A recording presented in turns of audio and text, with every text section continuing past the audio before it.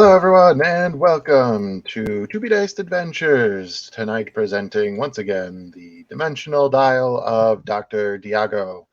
I am your game master for this evening, Matt, also known as Warter Knight on the interwebs. This is my wonderful and illustrious cast of peoples that are going to be having a grand old time tonight, right, guys? Right, guys? We're gonna have a good time. Yeah. Yeah. I'm gonna catch a thing. That being said, of course, go like, follow, subscribe, stalk all the other wonderful things that you're supposed to do on the interwebs for all the things on the other things, the Dickety Talks, the YouTubes, the Twitchies, the Bookface, the yeah, all the other ones, yeah. Basically anywhere on the internet you can find us, 2B Diced ADV, all one word. And that being said, as KJ said, let's talk about last time on the Dimensional Dial of Dr. Diago. We had a lot of wholesome moments, be it from our new party grandpa, if you will, Caliban, having a amazing set of discussions, some with Xanthi about her her pending sobriety, which is going well. It's going well. Some chats with Barrow, of course. We had the return of KJ to the stream, which allowed us to have a little moment to figure out what's been going on with both Riley and Petrichor, as they have been in sort of a exhaustion-induced coma for several hours at that point. But everything's fine. They woke up. Everything's fine. It's all fine. It's good. The group got some things brought together. Everything's all fine and dandy. We had some wholesome moments, exchanges of items, some things that were made by Petrichor for Crow. We had Crow and Clucky both make a very, very specific set of armor for Riley Core. And yeah, shortly after that, we went on to the next adventure, which was Riley trying to be the very best, like no one ever was, for To Catch Them Is Their Real Test. And their cause is apparently to fight some dire wolves, as the little tiny thing that they were going to fight, or not fight, but befriend, was being chased by some very, very large, very, very hungry looking canine creatures. There's always a bigger wolf. Will they be able to save this tiny, adorable creature? Will this thing actually follow them? And what on earth is going on in this entire island altogether? These questions and more have yet to be diced.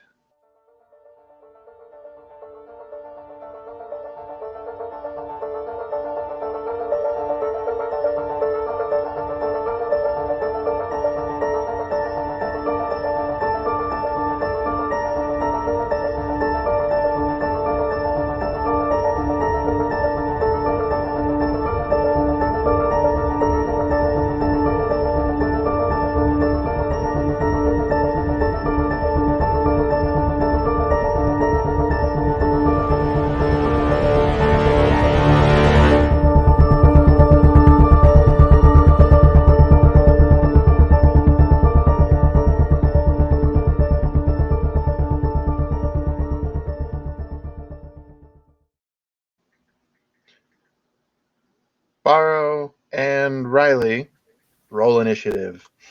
Yes! That's Oh, a pretty snap, we're good roll for starting the it night. off. Boom, boom, boom. 22. Hang on. Love me some battle music. Everybody loves some good battle music. I love that you just Song named. where Riley will be eaten by a wolf. Oh, yeah. Absolutely not. I just love that on the battle map he's just named Little Guy. Also, that was a 15 for me. Makes sense. This feels like the boss level of a Mega Man game or something. What was it? Yeah, like old school, Like 2-bit, Metal Gear Solid, Metal like Gear. before it was Yeah. PlayStation. Oh yeah, that's a good one too. Contra. Yes. All right, Barrow. All you have to do is up, down, left, right, A, B, Wait, A, let B, me try, start.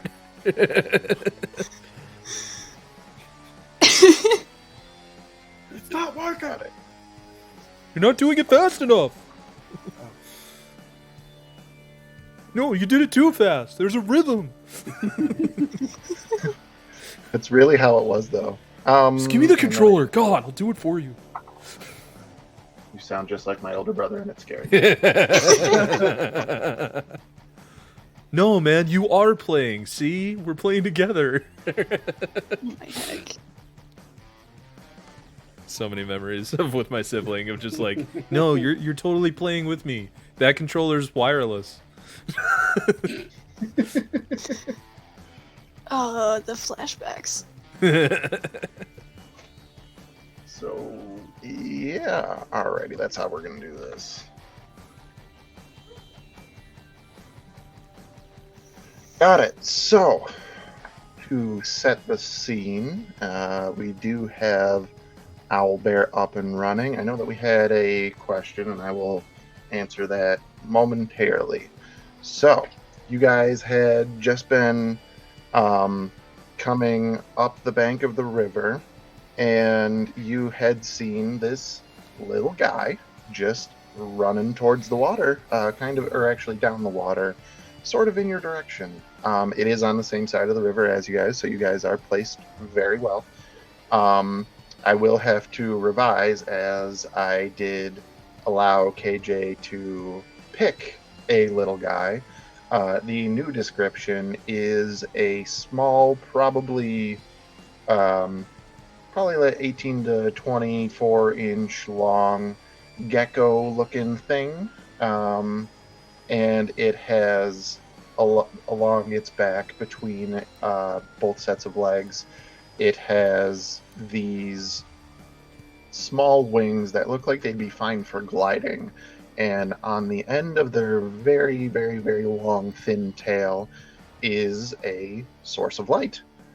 And it is just kind of sort of waddling its way as fast as its little legs can take it down the river, away from these very large, bigger than human-sized wolves. So, to start things off, Riley, what would you like to do? I would like to grab it. Go ahead and roll me a athletics check. I roll to boop the snoot. Actually, before you do Got your that, energy right there. actually, in this moment that this happens, yeah, there we go. We're just gonna have to adjust this guy here.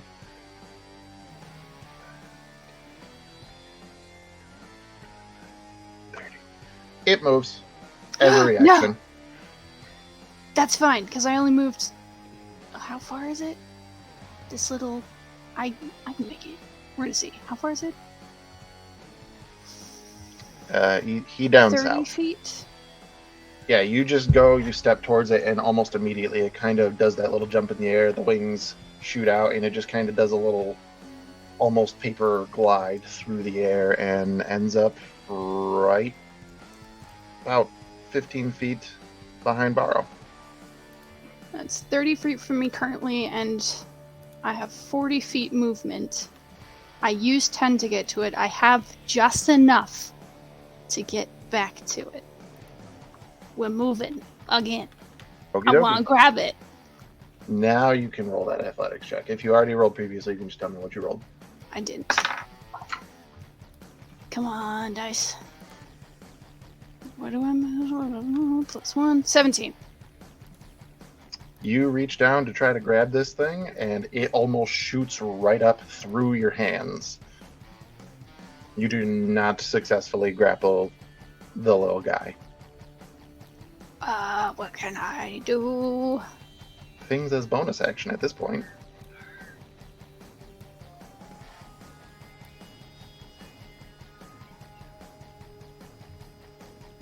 I love how the child's just like trying to catch this animal instead of paying no mind to these wolves. We already told you, this is gonna be like Groot in the one scene from Guardians of the Galaxy. This is the opening credits of Guardians of the Galaxy 2, everybody. So, buckle up.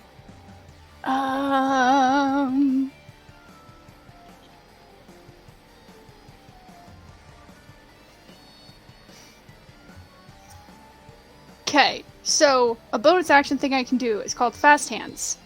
And one of the things I can take... Technically it says an object. You're not.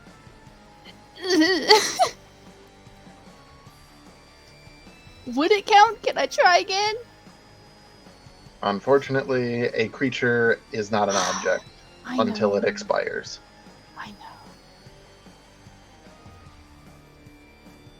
You guys already launched without me? How dare you? We did. You were late. Creature is living, a corpse is an object. Can I make an animal handling check as a bonus action? I'll take that. Late. You were late. I have no Six. bonuses to this. 30. That would be an 18. 18. Alrighty. We will see how that goes on the little guy's turn. That brings us to Barrow. All right. Borrow notices, senses the Riley moving around, and the little thing moving as well, and his attention Little guy. focuses- Lil guy. It's just a little guy. Yeah, just a little guy.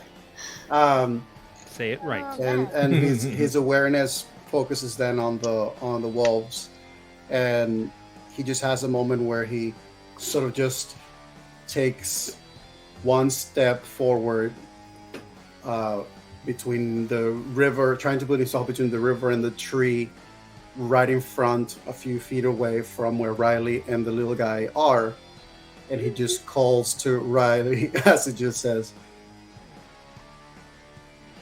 "I'll buy you some time, but hurry up, all right?" Okay, I got this. And if allowed, you know what? I'm actually going to let me measure something real quick.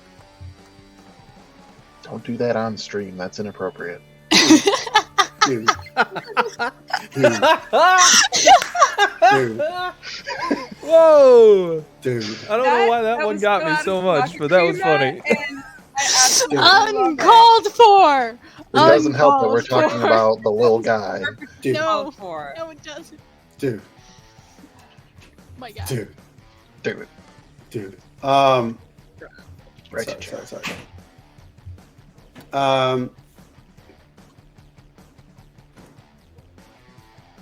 Okay. I'm gonna try something. Okay. Barrow is going to first have a moment where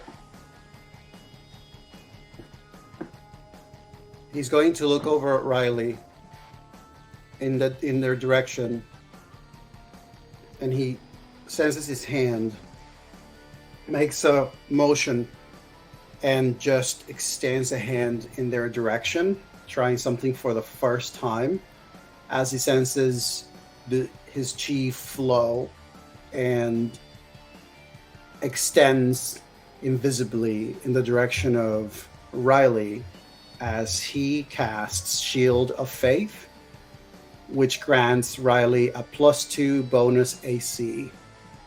Beautiful. And then he turns in the direction of the wolves, holds his staff, and then just... Very well. Let's see how this works. And he begins spinning his staff, focusing his energy, and using it to slam it on the ground in the direction of the wolves. He casts Guiding Bolt. Ooh. Alrighty, which wolf we got? 1, 2, and 3. I'm going to say that he's going to throw it at wolf number 1. Alrighty, go ahead and make a spell attack roll with the wolf. That's a 14. That hits. Sorry, I was trying to actually find the wolves. I didn't realize they were so far. It's not that far. They're out there a little They're bit. taking 9 points of radiant damage. 9 points. Okay. And advantage. That is correct. advantage? I have advantage? So when the next attack roll on the thing has advantage with guiding yes. bolt. So Barrow is going to proceed then to... Would I be able to see 3 even though there's like a tree there? Is that like, would I be able to sense it? Like, Your perception and the term's line of sight are very conflicting things. So, I guess the question is, would he be able to sense, or with his awareness, whether or not is that tree like thick enough that if he were to attempt to strike, it would probably hit the tree rather than the thing. Like, is the thing really like behind the tree, or would it be within quote unquote line of sight? Mechanically speaking, the thing would have half cover, so you could still see it, you could still target it, but with range attacks from where you are, it would have a +2 bonus to its AC. But I have advantage. Not on that one. Not on that one. That's true. Number 1, the next attack from whomever on number 1 will have advantage because Guiding Bolt. Gotcha. Also because However, of- what I will say is that Guiding Bolt is an action to cast. So it's not an attack, though? No, it's not an attack.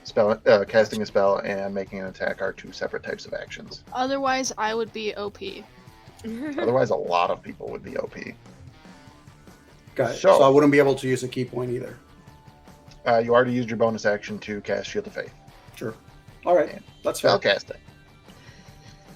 So, that being said, the next thing on the agenda, Riley, with your 18 animal handling, what are you doing? Specifically?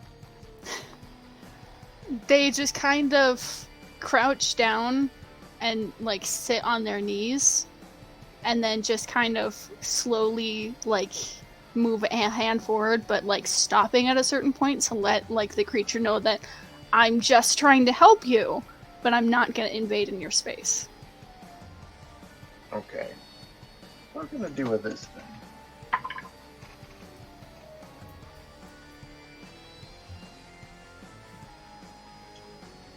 All right. So, with that,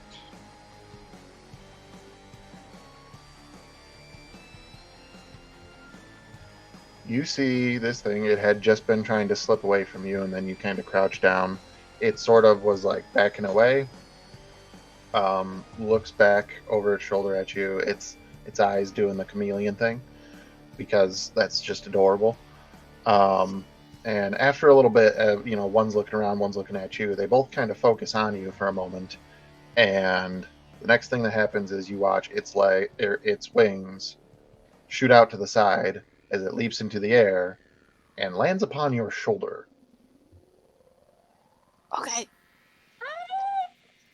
Okay. So, next thing, I need to double check. All right. 5, 10, 15, 20, 25, 30, 35, 40, 45, 50. Would you look at that? It can't actually make it to you, Borrow. Oh, Yeah. 5, 10, 15, 20, 25, 30, 35, 40, 45, 50. This one's going to dash. 55, 60, 65. That one does get right up in your grill. 5, 10, 15, 20, 30, 35. Oops. 40, 45, 50. Dashing as well. 55, 60, 65. 70, 75, 80, 85, 90, 95, 100. Okay. So yes, you both witness 2 of these wolves just immediately go over to Barrow. One, has this strange shimmer glowing over it, and the third one that was in the back loops around the outside, and Riley, you know that it gets right up to you both. So the unfortunate part for them is that that's their turn. Now it's Riley's turn. So, what Riley's gonna do is kind of be unsure about having this thing like up on them, but will just tuck the scarf over top of it to That's give it adorable. somewhere to kind of hide. And we're gonna take a swing at the Wolfie boy. Alrighty. Hit me with That- your back shot. Math. 16. 16 will hit.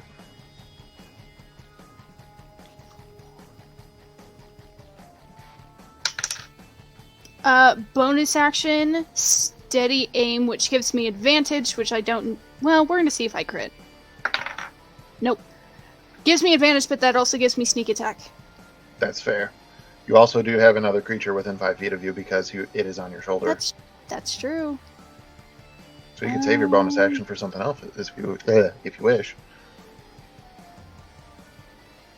Yeah, we're gonna save it. So 7 points of slashing damage plus.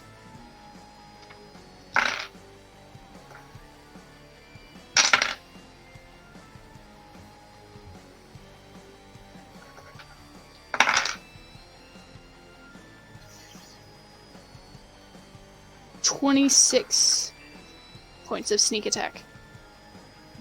It's 7 and then 26, or 26 total? 7 then 26. Holy cow. Dear Lord.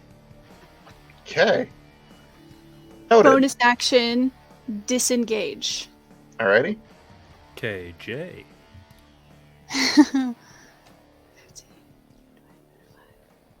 We're gonna hide. I can't actually hide, but I can get there. We're taking Gotcha. little guy with me. Yeah, little guy is gonna be. Oh, I didn't know you could move. I took him. He's like in. Okay. So you disengaged. Little guy did not. He's hiding though.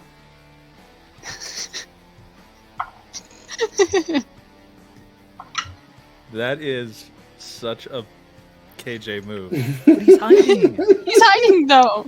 He's hiding though. As you go to leave, you watch these jaws of this wolf that could, for the most part, envelop the majority of Riley, and they just open and lunge, and you just duck down and hold under the scarf, and you hear the teeth click right behind your head as you just take off into the trees. I can actually move a lot further than that, but that's as far as I go before I'm off the map. So that's where we're at. That is fair. Borrow.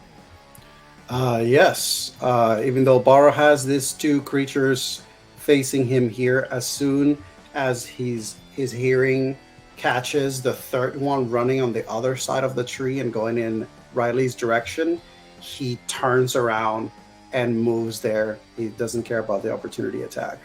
Okay, well, this one is going to take it then. Mm-hmm. That is...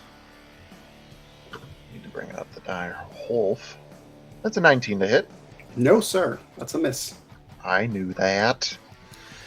Them So- fancy new gloves. Yeah, you turn and go, and this thing is just nipping right at your heels, but every time that it goes to bite, you take that next step, and it's trying to keep up with you. Excellent. So after that, Barrow just moves straight to the one that has been going after Riley. And he just, as he runs in a direction, he brings his staff to aim to strike it, both hands. Absolutely. That'll be a 28 to hit. No. Figured. Also, that joke never gets old. And that is 9 points of damage. How would you like to do that? I will say that the creature, as this wolf went for the bite and its teeth close right next to Riley as they moved, then right behind the wolf, the Barrow just seems to jump as he brings down the staff in the back of the neck to just knock this thing down. Just bam. You do that, you hear that yelp, and then shortly afterward a thud on the ground as it's no longer moving. Great. And so with that expired wolf, Barrow just moves back to the one that he had struck with. The one with guiding is the 3 or 1? One. Here, with Owlbear Rodeo, we can mark it. Oh, there you go. Owlbear Rodeo for all of your battle map needs. Not a sponsor. Anyway, Not a sponsor. Yet. Yet. But yes, I'll say that. Okay, he's going to stick to number 3, all right. the one that he has the nearest, and so he's going to use his second attack of his action. Can I quickly retcon and say that Riley climbed the tree because it does not cost any extra movement? So climbing is weird. It will still take an athletics check, Fair. but like climbing speed, basically. So with you, when you have a climbing speed, you're allowed to use that whole speed. You do still have to make that check, though. It's not crazy. That's fine. Especially I'll for do a that. tree. That will be 23, by the way. 23 will hit.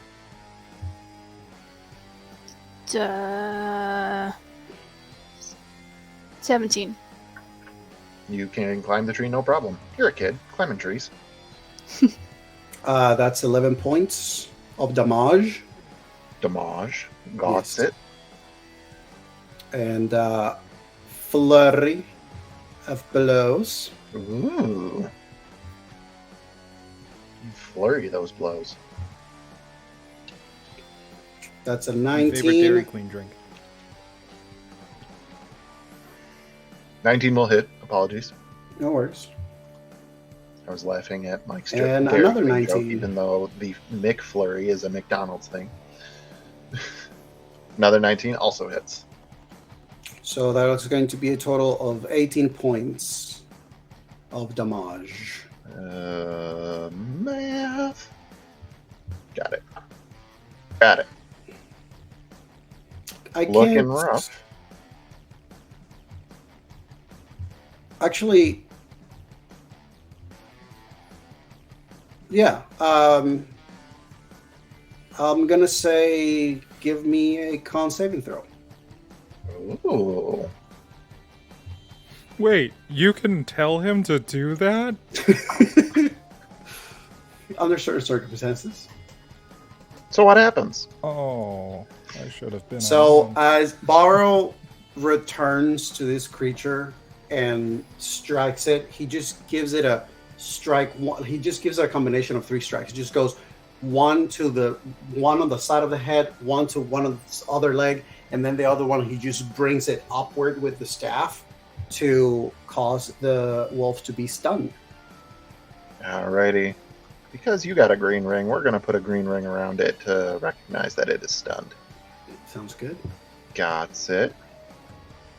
So, next thing that happens, because the little guy is just sticking where he is, we have some dwarfs. That was not what I meant. The first I didn't one realize I could make is it. going to come down here, and he is going to make attack at Zibaro. The pizza place? Yes, precisely. Sorry, that's Sabaro. I am Zabato. The flavor's so good, you'll never see it coming. Borrow. Eat fresh. Though I think with Barry is borrow. Eat wisely. Yeah, I don't think that's going to hit. I believe it's an 18. No, sir. All right, these things only have one attack, and the second one is going to try and attack the. Pack tactics. Alrighty, so that's a crit. Hold on. Wait. Isn't The it stunned stun? one? It's stunned. Oh, you're right. Remember, we marked it.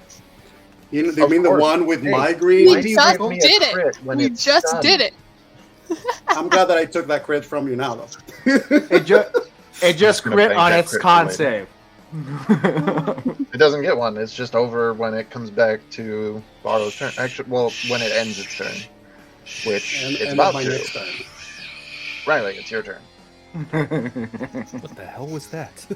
It's kind of like a broken vacuum. We're gonna stealth. Alrighty. Give me a stealth check. Ooh. Oh boy. That's outrageous. Hold on. Math. 52. That would be a 31. Oh, so what? I have a plus 12 to stealth, you guys, and I rolled a 19. Mm-hmm. You travel dimensions via that amount of stealth. Welcome to Riley. being a rogue. Riley you has say found Dr. 31? Diago. 31.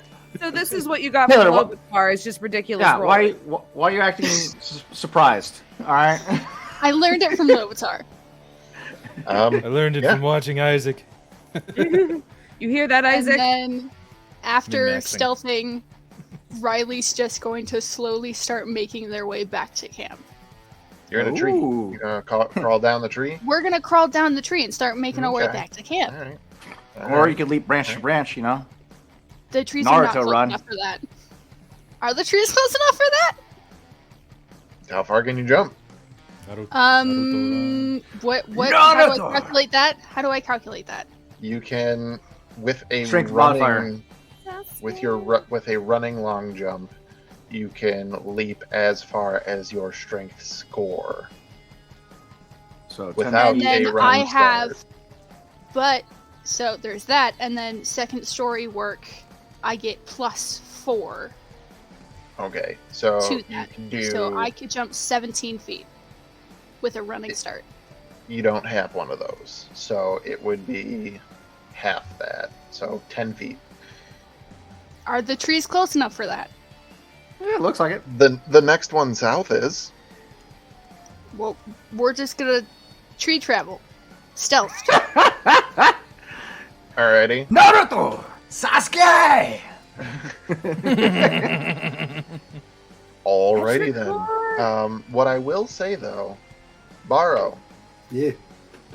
it's about to be your turn, but you heard Riley go up a tree, and now you don't. Oh. You're Yep. all alone and there's no one Yep. there beside you. Yep, You have ghosted the blind monk. yep. What will you do Your next? problems are not gone. There's no one there to be right you. But you gotta deal with wolves. But you gotta cast friends. I'm going to say that even though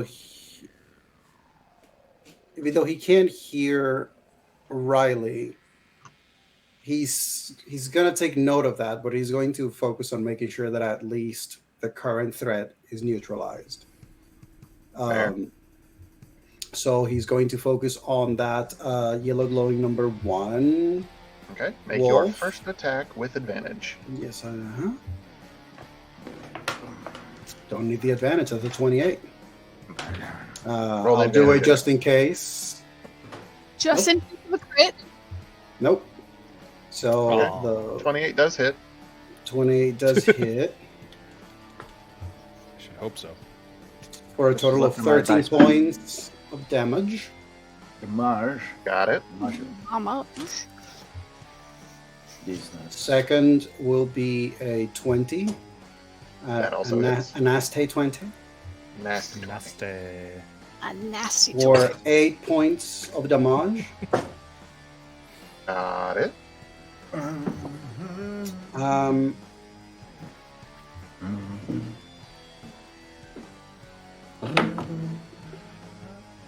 okay, flurry of blows. Okay. Oh, that's a 13. 13 does not hit. That is a 22 22 will. for 7 points of damage. How do you want to do it? Yeah. Oh! Yeah. So yeah, after he senses that Riley doesn't seem to be there, there's some concern, but there's also some reminisce about the child disappearing in the past. So he just turns his attention to this last, the current threat, and he once more he just uses the staff to keep himself at a distance, moving away from the wolf as it tries to bite him, and he just keeps smacking at the head until finally he sees the opening and brings the staff downward, and it just knocks him out. And after he knocks it out, he just turns to the stunned one, and he just has that moment of just grabs his staff with both hands. Perhaps you will be wiser than your friends. I'm not sure. And he just stays there, waiting to see. Now So- would be the time to run. This wolf had been sort of like shaking, seizing, can't quite control its muscles in that moment. And then you finished off both other wolves. And as it's slowly coming back, you can see it kind of like step, looks up at you, does a quick look around, and immediately turns tail and runs. Cool. Lara will watch it go, feeling some gratitude for the fact that he just chose to leave. Well, And he just... choose is an interesting... Given the His circumstances. choice. Wise He wolf. still had a He had a choice. choice. He could have stayed. Would that have been a good idea? Yes. After that, he's going to turn and start moving in the direction of the tree where the last location where he had heard Riley. As he's passing the stunned wolves, he has a moment where he like actually pats one of them, just like gently. And he just reaches to the tree, and once he's Actually, there, that's he has a good. moment of Riley. How close am I at this point? Like, I'm sure I can probably hear him, but like, how many trees did I make it to? What was your movement? 40 feet. How many would you be going? As I said, I was just heading back towards Scamp. So let's do that. Odd yes, even no. So the first one you obviously made, that's 10 feet away. Next one was too far for you to jump. So you could have climbed down if you wanted to and then ran the rest. So if that's the case, you probably would be 30 feet off the board. Still within makes hearing sense. distance. And it would have been I think they probably like ducked back behind some brush if there was any, just to kind of be out of sight. And as Burrow calls to just kind of poke the head up. Yeah, it's safe now. Did you get your little friend? I think so. And we'll just kind of like try to look through their scarf and on their shoulder to see if it's still there. Oh, that's so cute. It's absolutely still there. You lift up the scarf and it just kind of, like looks around a little bit. And then one of the eyes focuses on you and it just kind of still for a moment. And then it does the gecko thing where its tongue sticks out and licks its eyeball. Attractive. And there's a light glow coming from underneath your scarf.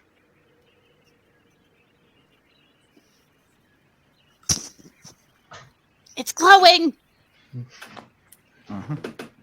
Is that a good thing or a bad thing?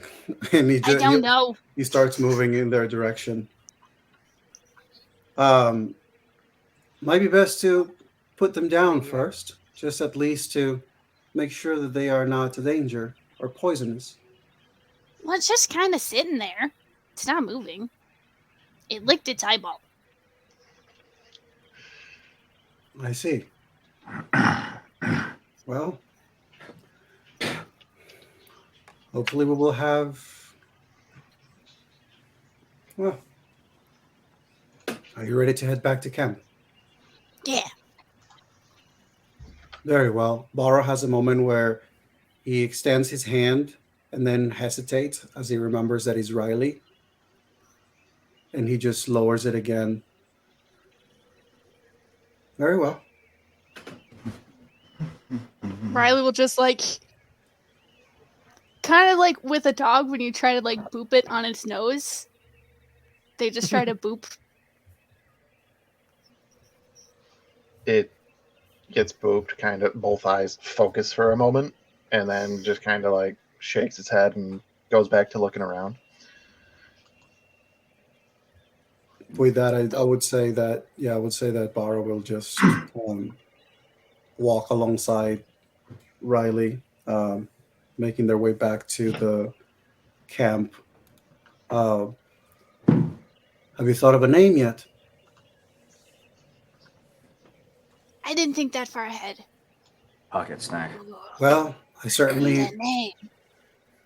if I may suggest What's as well, beware of Clucky. why? Let's just say small little creatures can sometimes provoke him. Whatever I'll do fight you it. mean? I'll fight it. And like they actually like put up their fists a little bit and like in this concentrated look of like, yeah. And then I'll keep walking. Bara smiled. I have no doubt you will. And he just walks alongside with them. All right. So, some time passes, and to believe that this was the morning. So, Mm-hmm. Clucky, I believe, was on walkabout, as he does.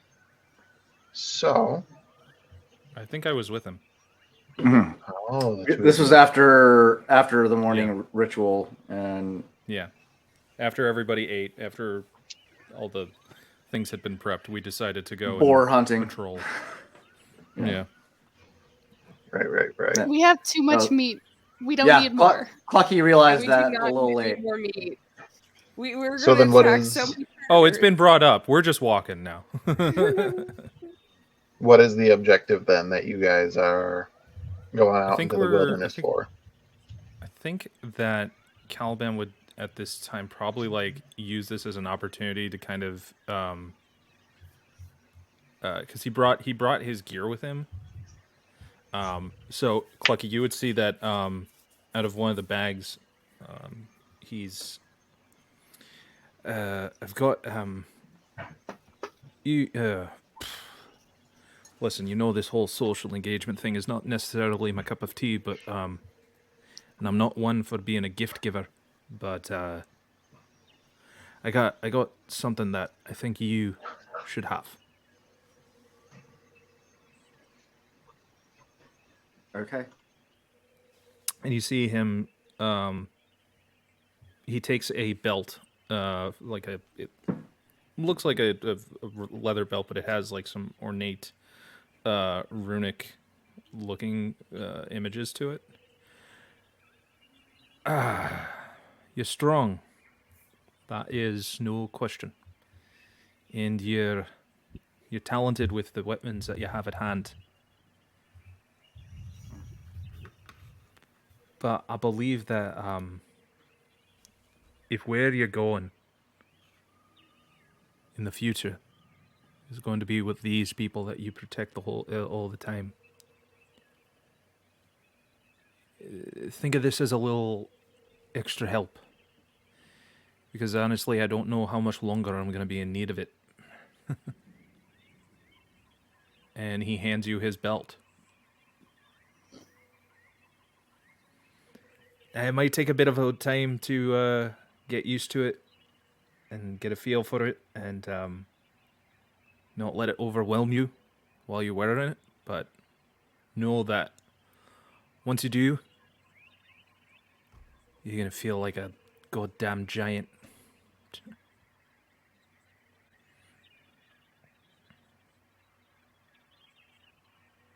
You're not continuing on with us?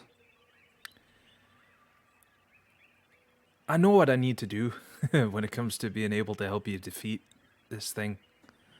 Trust me, I've got some opinions about it myself that I wouldn't mind expressing with this beauty right here, as he taps his sword. But, I mean, this is my home. And you are on your way to find your real home with your real family.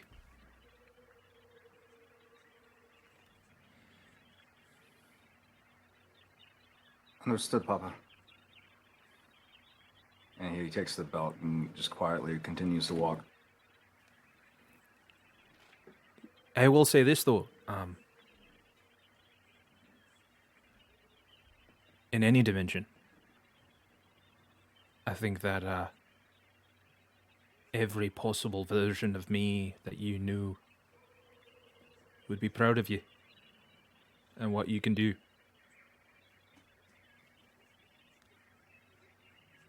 So, good talk. All right, let's move. If chickens could shed tears, Clucky's eyes are a bit glossed over, as is mine right now. But he, given the way that Caliban has raised him in his world, he's also was also not exposed to motion very much, so he follows Caliban's lead and straightens up. His feathers fluff up a little bit and shakes off his head. And Hey, let's do some manly shit. Punch some trees. and Just finds some brush that is easily cuttable, but he's like, all right, I found a path. Let's clear out of it. Yeah. Come back with mulch. And I use all my emotions in this moment expressed through violence instead of talking it out. 5 minutes later, Caliban and Clucky have built a house. Sante, release some pent up. I'm sure somebody will like it. It's good for you, but whatever. This is away from camp. It's okay. Just leave That's it here. fine. Someone feel better. Piece of it. Feel better.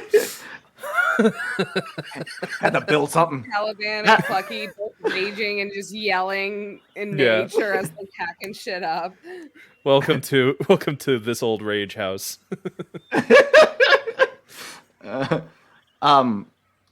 This is actually a good point for Clucky, though. He did. At the time, he took notice of when you casted Wheel and Woe. And he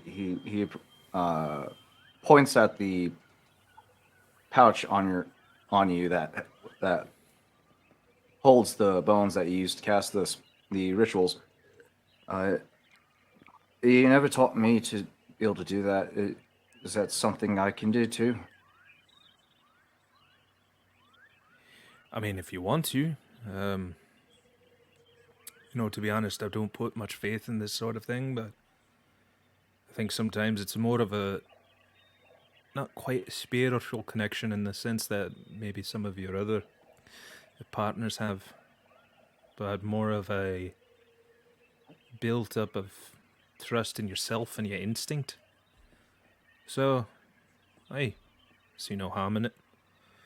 And he'll open up his pouch to get the pieces needed to use to cast augury. And over the course of the minute, he will show Clucky what he's doing. All right. And Clucky learns how to cast augury. He's already known how to do it, or he's been capable of doing it. He just didn't know how to do it. There you go.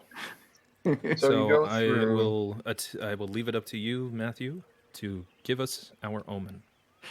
Well, augury, you do have to sort of specify some sort of question. Basically, it gives you sort of insight into the next half hour. Something I that you're will going to let do over the next half that hour. be Clucky's question of choice then.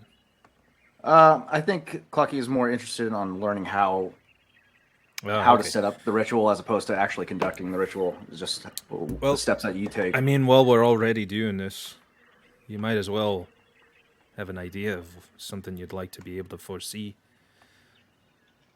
Now, granted, it's not going to be some all-powerful thing of like, ooh, am I going to find exactly what I'm looking for, exactly when I need it, where I need to find it? Doesn't work that way. It's more of just giving you a sense of how is your next step in your path going to go. And sometimes there are points in life where no matter what you do, it could be good. No matter what happens, the result will be bad. I find the most acceptance of is the one where I get to make the decision. Because then I know that I had a purpose in my own future. Needless to say, all of this, by the way, this like speaking out loud to him is kind of like in his own way of doing the verbal components for it, because in Calvin's mind, the question that will go unspoken but is truly being sought is, am I ever to see these people again? Oh.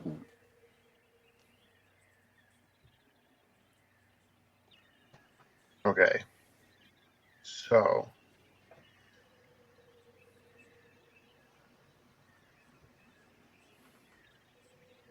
With this, I would like both Caliban and Clucky to roll a D100. Alrighty. Nothing ominous about that at all. Oh, me? You Ominous? just summon Who are the you? thunder dragon.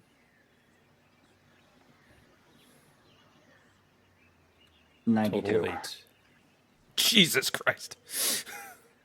An 8 and a 92? Is that what I heard? Yeah. Well, combined, it's 100. Yeah, it is, isn't it? Don't use my own tricks against me, Matt.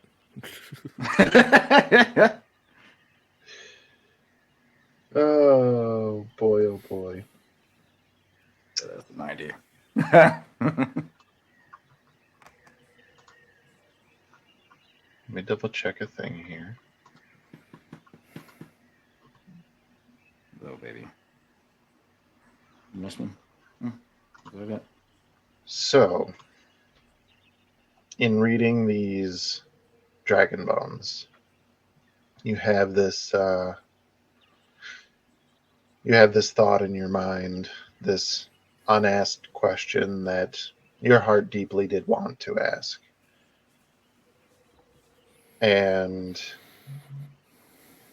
this is how we'll do it. Caliban is the one who's been thinking, am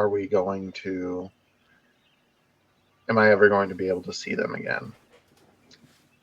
And Clucky, you're learning, you're looking down, and you drop the bones in the circle and you start looking at them.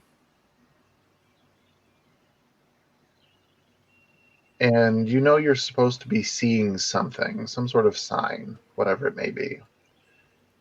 And Caliban, you're just watching him do this. You're not necessarily looking at the bones. You're watching Clucky, making sure that he's getting what you're telling him. You know how he is. He slips up sometimes. You got to stay on him.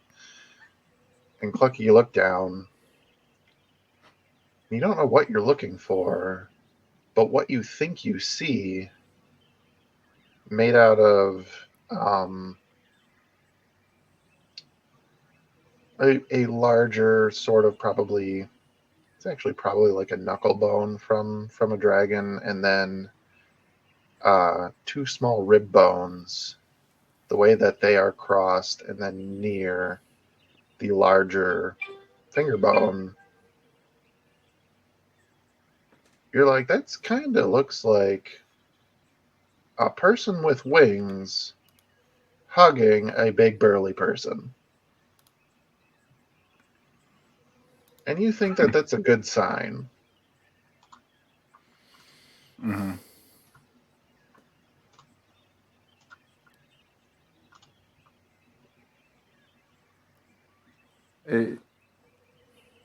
Papa, doesn't look like somebody's.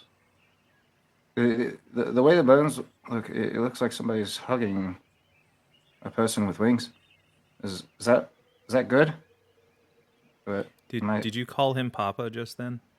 Yeah. He's gonna look down. He's gonna see the image.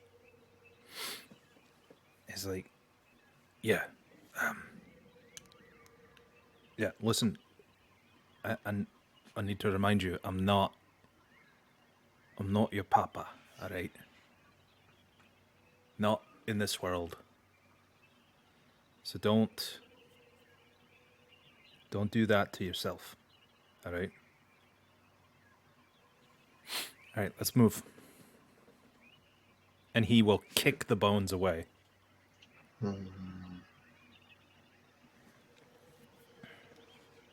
Yeah, besides, no, it doesn't always work, you know. Sometimes it's just, it's whatever you want it to look like. All right. We gotta find your friends anyway. Who knows? Let's hope they didn't get already eaten. Yes, sir. All right. So, you guys go out in the woods. You do the man things, kind of tracking, gathering. The old You know. man and the chicken things. I don't know Yeah, what that really. really is. Sounds like the start to an interesting joke. An old man and a chicken walk into the forest. Dinosaurs are all around. We will return back to camp. Xanthi, how are you doing today? Frozen? Is that how you're doing? Yes. Shoot. So anyway. And we take a quick break to observe the cat hugging my stomach right now. Adorbs. Okay, the camera was moving a lot quicker than the sentence was finishing, and I was like, well, we're gonna get banned. All right, this isn't only Clucks. Oh, man. Oh, My Lord. My cat apparently thinks hugging includes claws. Well, yeah, of course. All cats do. Hey, there they are. Hey. Hi, Taylor. Okay, sorry about that. Welcome back. It's all good. We just back. got a low shot of Tarzan's crotch cat. Yeah. Ah, lovely. Yeah, most people have to pay extra for that. So, what is Xanthi doing back at camp in this morning? So, in this morning is when we have. So, was it last night that we got all the armor on Petrichor and everything? Yeah. Okay. I would say probably this morning. She's probably just kind of wandering around camp, just keeping the fire going, just trying again, keeping herself busy, just fiddling with anything and everything she could probably get her hands on, and just trying to keep herself distracted. Right. And we did establish this is day 3, right? I believe we passed day 3 because we already had the 3-day hump. Okay. Alrighty. So, you are hanging out back at camp. It's a little bit of time, but that goes by, you know. Glucky and Caliban went out to do the morning hunt, as it were. Riley said that, you know, they wanted to go look for something, so they left with Barrow. Crow has been at work, going through this forge. And all that bad poop. Yeah, you know, you don't know what he did with it, but actually you kind of have an idea because as yourself as this sorceress, you would actually understand from things that you've learned. Science. Bat guano is actually used as a component to cast Fireball. So you can kind of guess what he's trying to do, but last you checked, he doesn't know magic. Yeah. What the fuck kind of potion are you making, weird gunman? Insert Isaac's, you know, some area of UK accent and snippy remark about how he's making future shit. So, as this is kind of happening, you're kind of tending to the camp, making sure the fire's doing its thing, making sure that everything is shipshape. That lag. Go ahead and roll a d100 for me. Oh shit. Alright.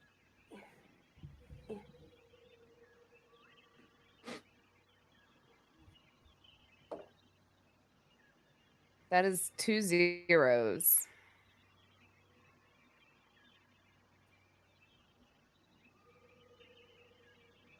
So you rolled 2d10s and both of them are 0. How do you roll a here? I'm just gonna roll it in D&D Beyond. Yeah, let's do that.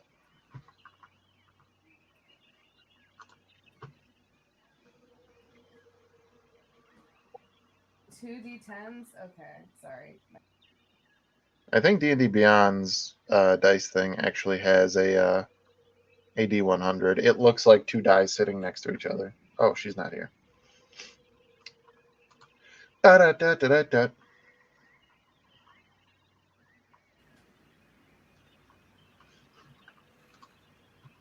And a word from our sponsors. Hey, Mr. Telephone Man, GM, could you say that the time that Caliban and Clucky had been away from camp doing all their, guy bonding, have been an hour? Potentially, although if you're looking for this in the realm of attunement, you kind of got to spend some time focusing on things Well, I mean, rather than gonna casting be wearing spells. it while Oh, wearing it and and moving studying stuff. it. We built a house. It wasn't canon. It's not canon. Sorry about that. So, Matt, you said 2d10. Yeah, if you're gonna roll with your physical dice, you roll 2d10s. You just some of them have 2 numbers on them. Some of them have 1 number on them. The one that's got double digits and the one that's got single digits. Roll both of them. See, they look like that. The diamonds.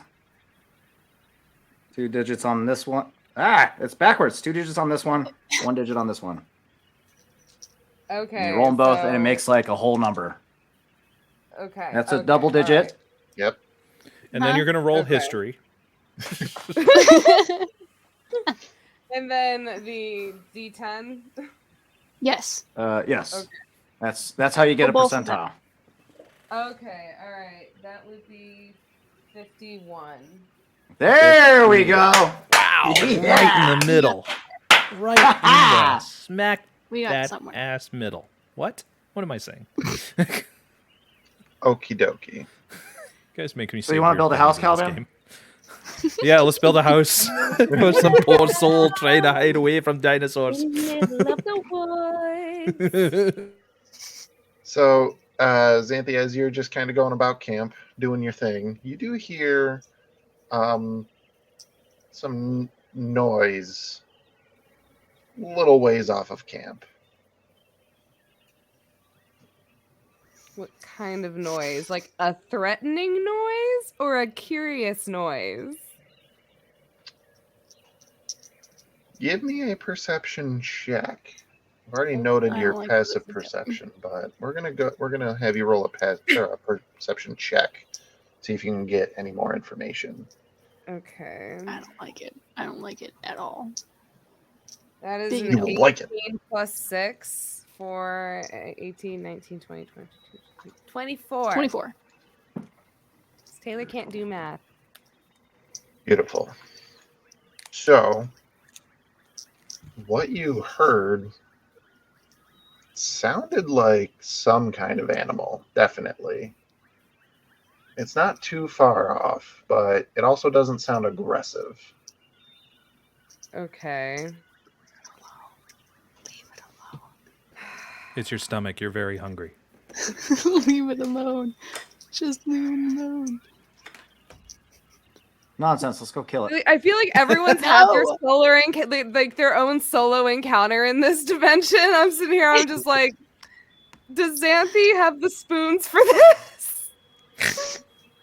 No, It's up to she you. doesn't. That's why I gave You you won't that do it. No drink, dear. balls. You won't do it.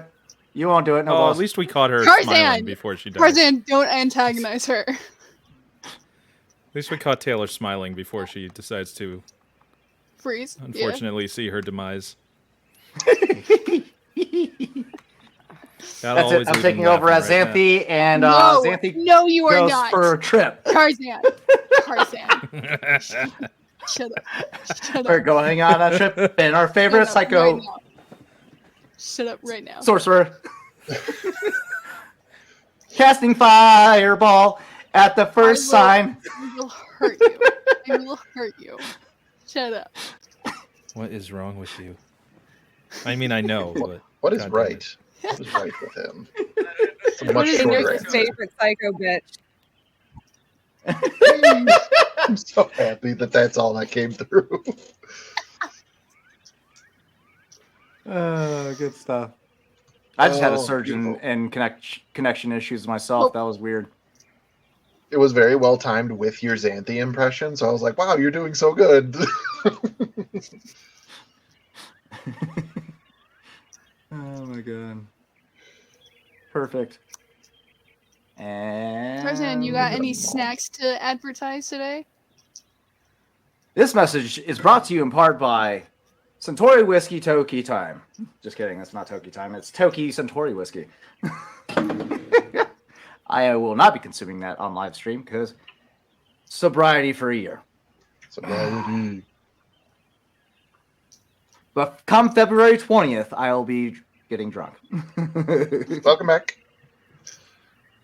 So, apart from Tarzan's antagonizing, how will Xanthi be going about this?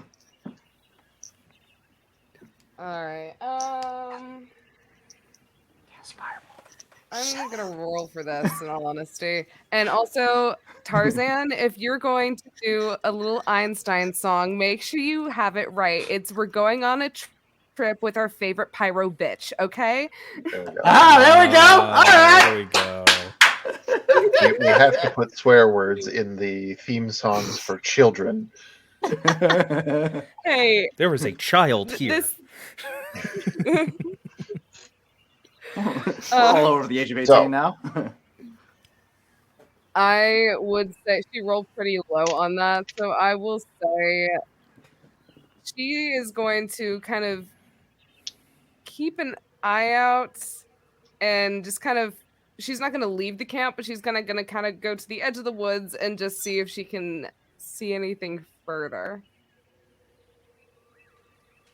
All right. So you start making your way closer. Go ahead and roll stealth for me.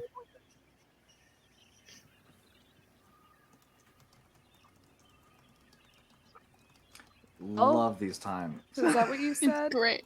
It's fine. There. It's fine. It's fine. She's still here? Yep, she's still with us. Okay.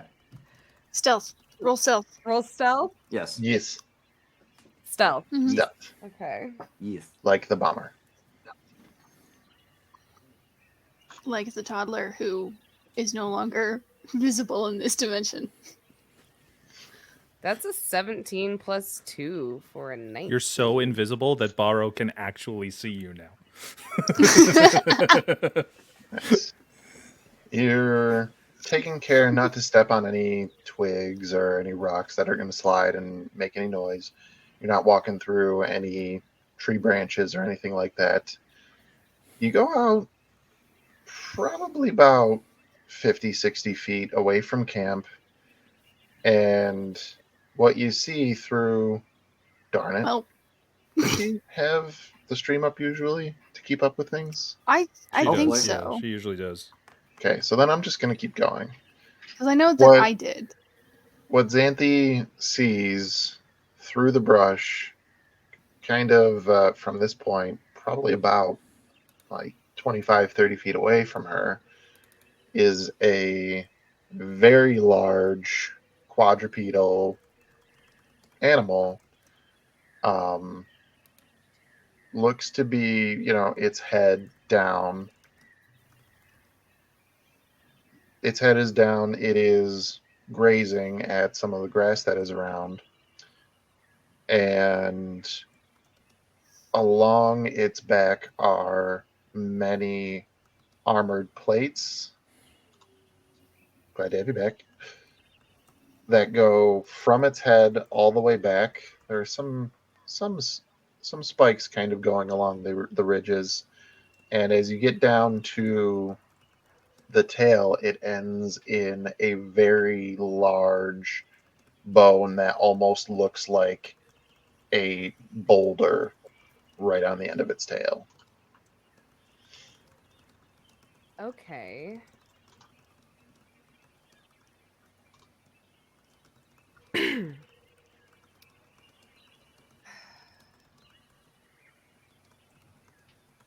Does it seem super dangerous? Because that tail could make a very interesting weapon, I feel, of some sort. Or at least the plates. But I don't know Mechanically if speaking, this is a huge size creature in which that scale goes small, medium, large, huge. Okay. Um, other than that, it is eating vegetation. Although, along with its bulk, its armored plates, and then that wicked looking tail.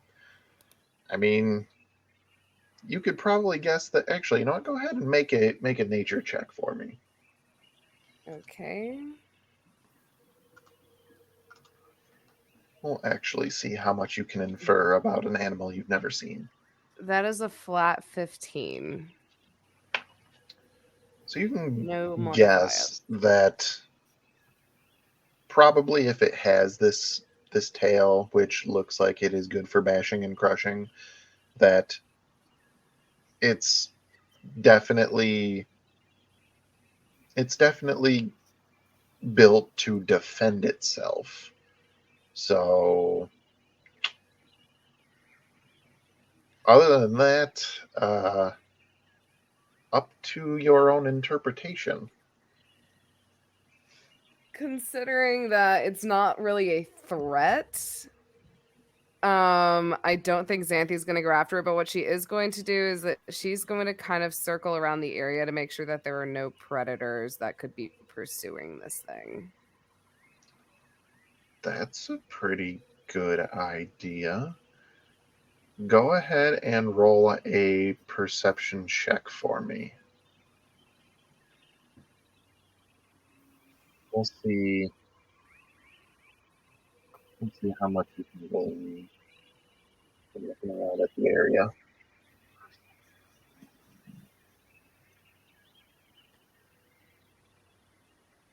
Five. You kind of look left, you look right. You don't think so. I mean, everything seems pretty fine, but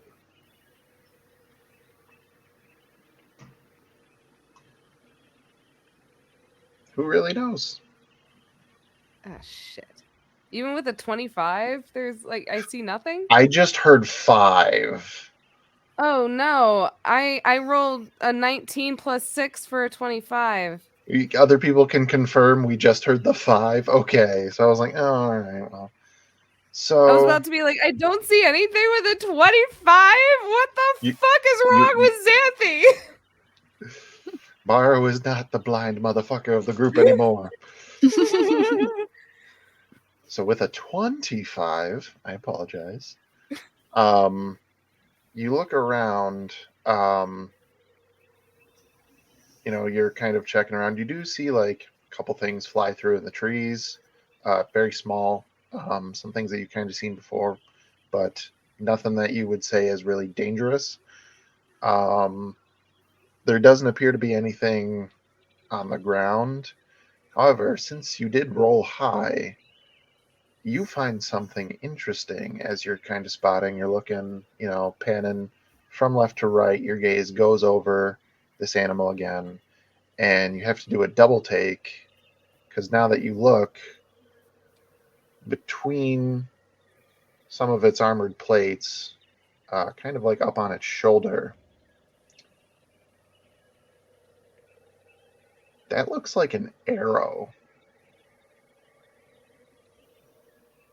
Like made by people arrow? I mean, there's fletching on it. This thing is not bleeding. This didn't pierce down enough that it would actually bleed. It's kind of caught in its armor plating. But there isn't exactly a branding logo on it. But, I mean, it's an arrow. It is a shaft of wood with feathers on the end of it. All right. So this thing is around a lot of vegetation. Are there any vines or anything around it? Vines, not so much. A couple low-hanging branches, sort of. All right. By chance, how tall is this thing? At the shoulder, probably around 6 feet. Around 6 feet.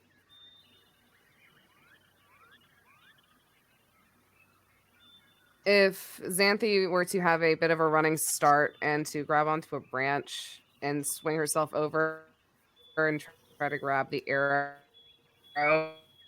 avoid hitting this dinosaur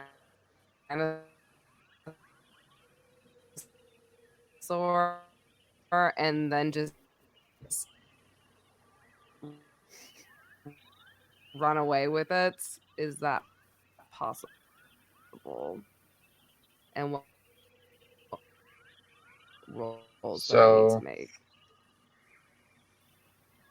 You're kind of breaking up a little bit, but what I'm gathering is that you want to run, jump, swing on a branch over this thing, Kind of. grab this arrow in one fell swoop, and get away from this thing.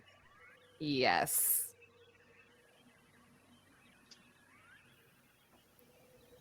It's like we're playing Uncharted.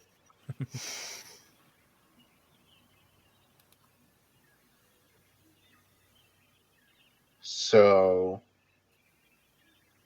what I will say, you can do what you want,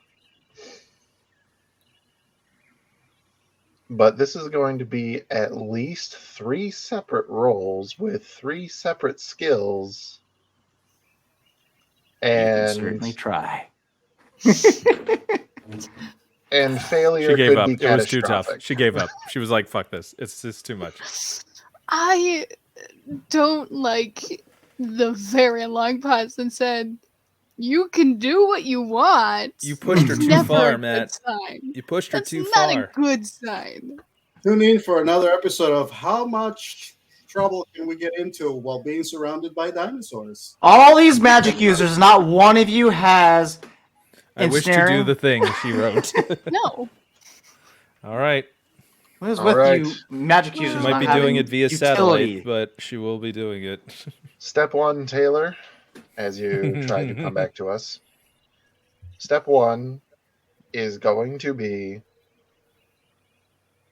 making an athletics check to run, jump, and grab the vine. Well, not vine, but the tree branch.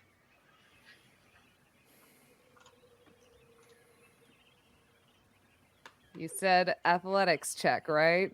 Correctamundo. All right. That would be a 17 plus 1? So you successfully run, jump, grab the vine, and you begin your swing. Okay. In this moment, this creature turns towards you, and you hear a low growl as you are swinging towards it. coming from this thing or coming from something else? From the one that you are trying to do a backflip over. And this is the point where you will need to make a sleight of hand check to grab the arrow. Okay. I love that. I see all of this happening in slow motion with the dun dun dun dun dun. Da, da, da, da, da. So that is a 13 plus 2 for a 15.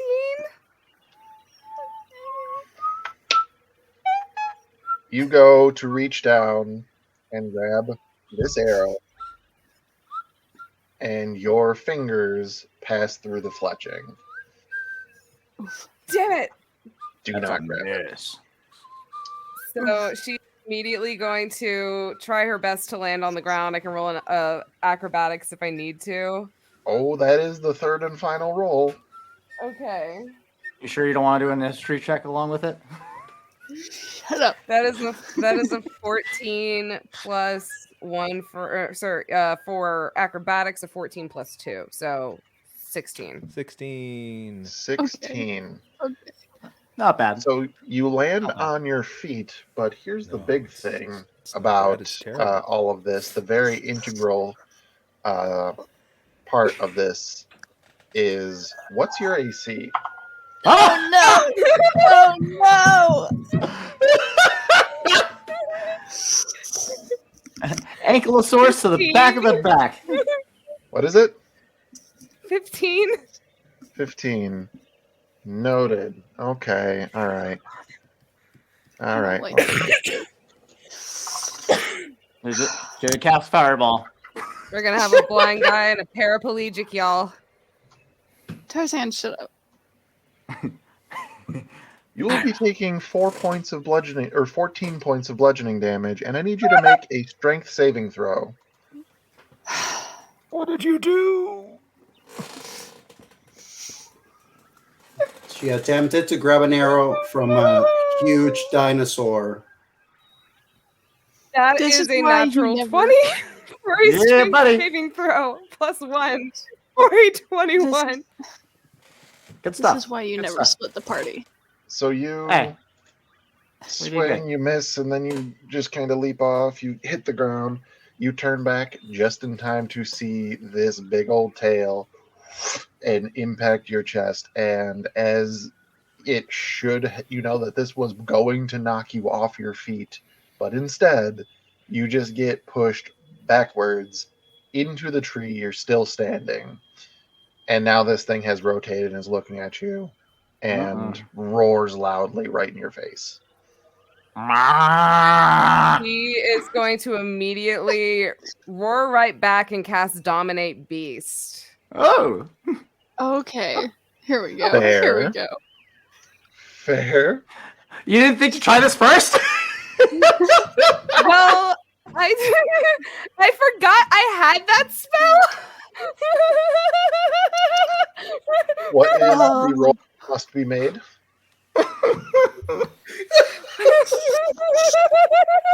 Please read your spells. That will be a wisdom save of 16 Christ. is the DC. 16. I We can't lost right Taylor. now. I will say I this. can't. Of the mental ability scores for this thing, wisdom is its best, but it's still not that great. Dinosaurs have the brain of a peanut. That peanut's got one resilient shell. I was gonna say peanuts were really big back in the day. So It resisted? You roar back and cast Dominate Beast, and it kind of like takes that little step back, and you see it kind of like, and it roars back at you again. And resisted! what did you this say? time, it spins. It doesn't go to attack you, but its tail smacks the ground, and you feel the ground shake beneath you. Oh shit! She is going to with the tail right in front of her, she is going to run up the tail and go to grab the arrow. Oh my god. We're going double down, Fred I guess. Flintstone All right. style. Oh my god. Jesus. When did you become Look an at Xanthe the acrobat? dinosaur. How far is this from where like Bottle Yeah, is? how far are we? Xanthi the dinosaur At this point, hunter. she is Yes, going sir. just based off of instinct. It's in like casting fireball at this thing is going to fucking burn the arrow. She needs the arrow. And Dominant Beast isn't working right now. So she's gonna Where just are hold we? it to I her can hand. help. Let the Hang DM on. answer. Everybody stop. Everybody stop. Things at a time. Tarzan is out of his chair.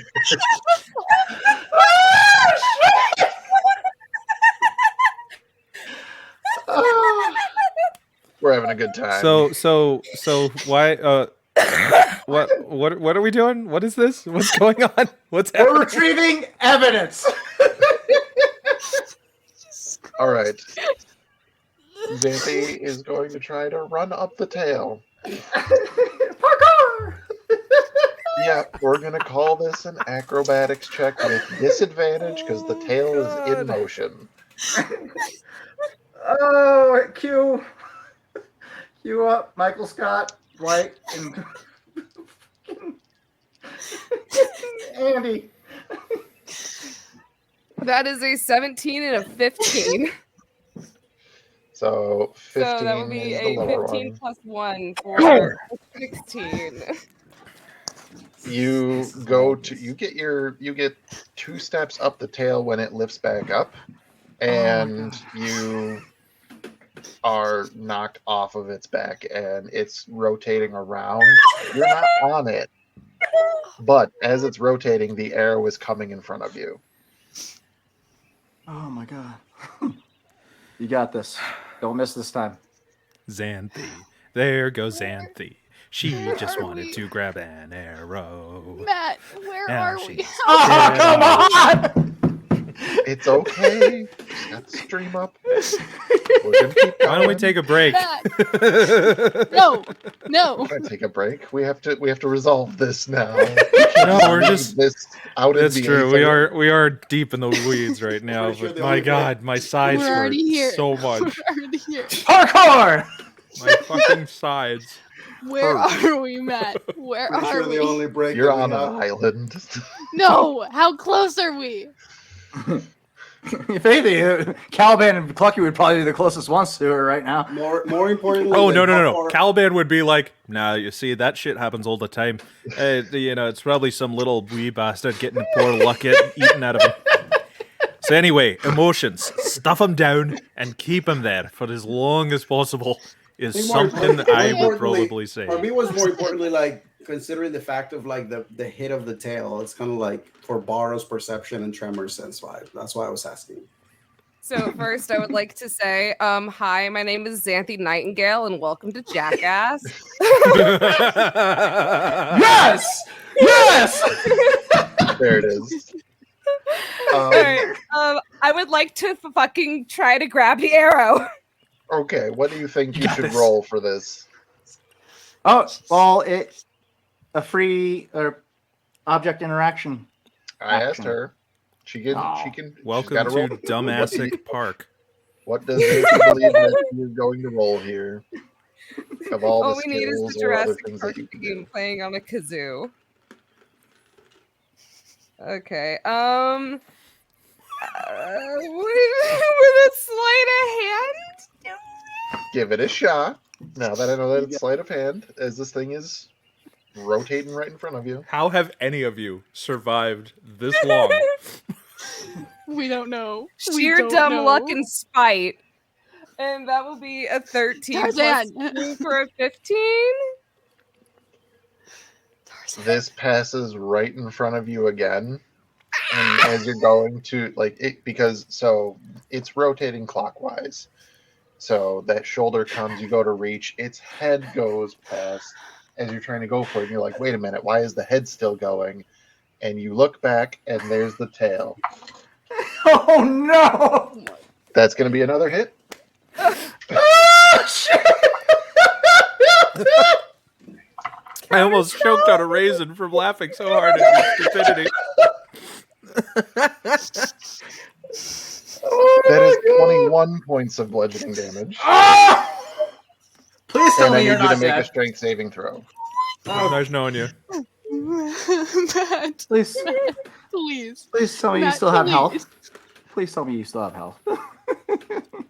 Matthew. That is a 15 plus 1 for a 16. You are not knocked prone yet again, but Oh, that hurt. That hurt a lot. And this You thing goes just to make hear another. Xanthi scream again as she again casts Dominate Beast. The Well, we double determination. down on the parkour. We might as well double down on Dominate Beast. You're gonna Oh give me a God. freaking hernia. Taylor, you have played the game. You've made this thing keep rolling. And yes, that 5% chance has turned up.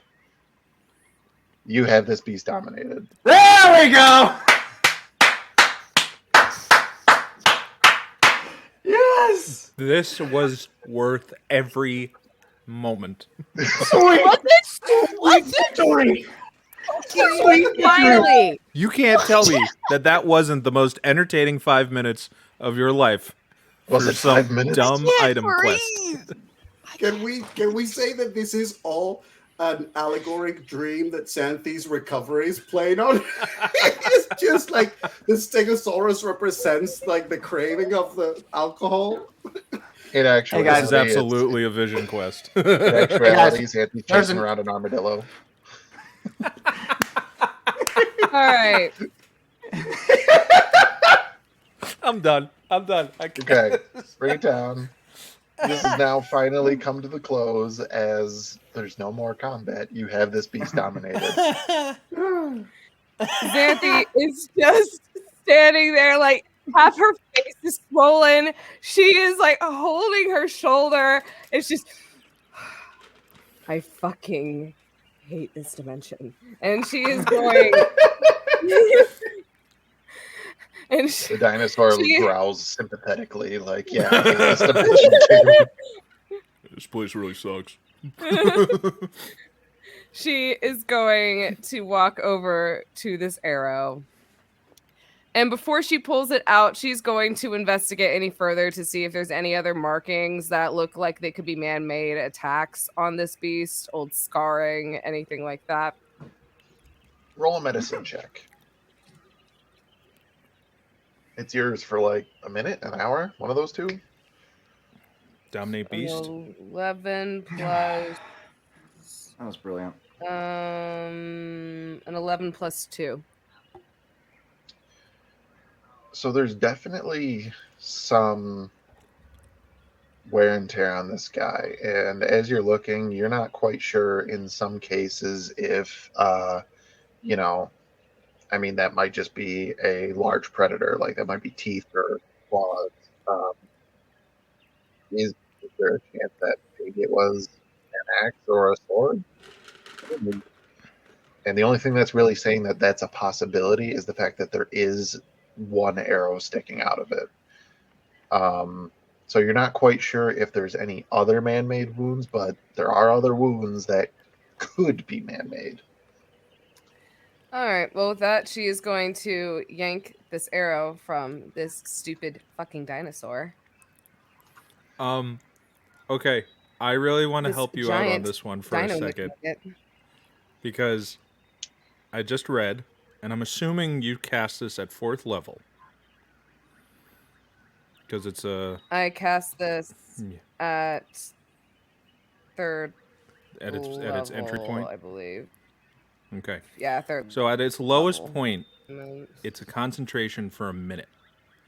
Now here's where it gets tricky. Each time the target takes damage, it makes a new wisdom saving throw against the spell. If she pulls the arrow out, is that Didn't Matt specifically say that it was not deep enough to actually penetrate? It was just stuck between plates. Lawyer, Okay. Your Honor, let the record show that public defender KJ Listen to the descriptions, people. It will help. has found a loophole. So, are you yanking this arrow? What's your language, Matt? Yes, I am yanking this sharp boy out. I'm just gonna say, give me a strength check. You got this. Use your This pumped up isn't really aggression. pass fail. Six. It's how good. It's a 16 plus 1 for a 17. So you grab it, you give it a yank, nothing happens. You kind of just like put your hand down, give it that push, and there's a moment your hand kind of slips down the shaft a little bit, but it pops out, and this thing doesn't even react like you did anything. That's fair. Oh. No, she wanted it to experience pain. Didn't do anything because she wasn't there. Fade away. So, Oh my god. knowing That was that brilliant. she is probably going to take a look at the arrow, it is definitely. This isn't something. This arrow is not something that would have been like just some wild man in the jungle slapping a pointy rock on the end of a stick. This was manufactured. This was Ooh. the wood was carved. The arrowhead is metal and smithed into this shape. The fletching is expertly tied onto the shaft. Hmm. This is military grade. Mm. And it's new. Are you shitting me? I Are have not you? shipped today. Oh, God damn it. Oh, I'm so sorry, dude. Like, are you okay, Matt? Matt, that's a whole other. I'm gonna nip this in the bud right now and let's say move on Don't you and do talk about not my do it, butt. I would Tarzan. like to roll a Do not. medicine check on Matt. You're gonna need some more fiber in your Matt diet. needs to see a doctor. So, what shall you do with this revelation, Xanthi? First, she's gonna be pissed to hell because she specifically chose this dimension to sober up because she was thinking that there weren't really gonna be people.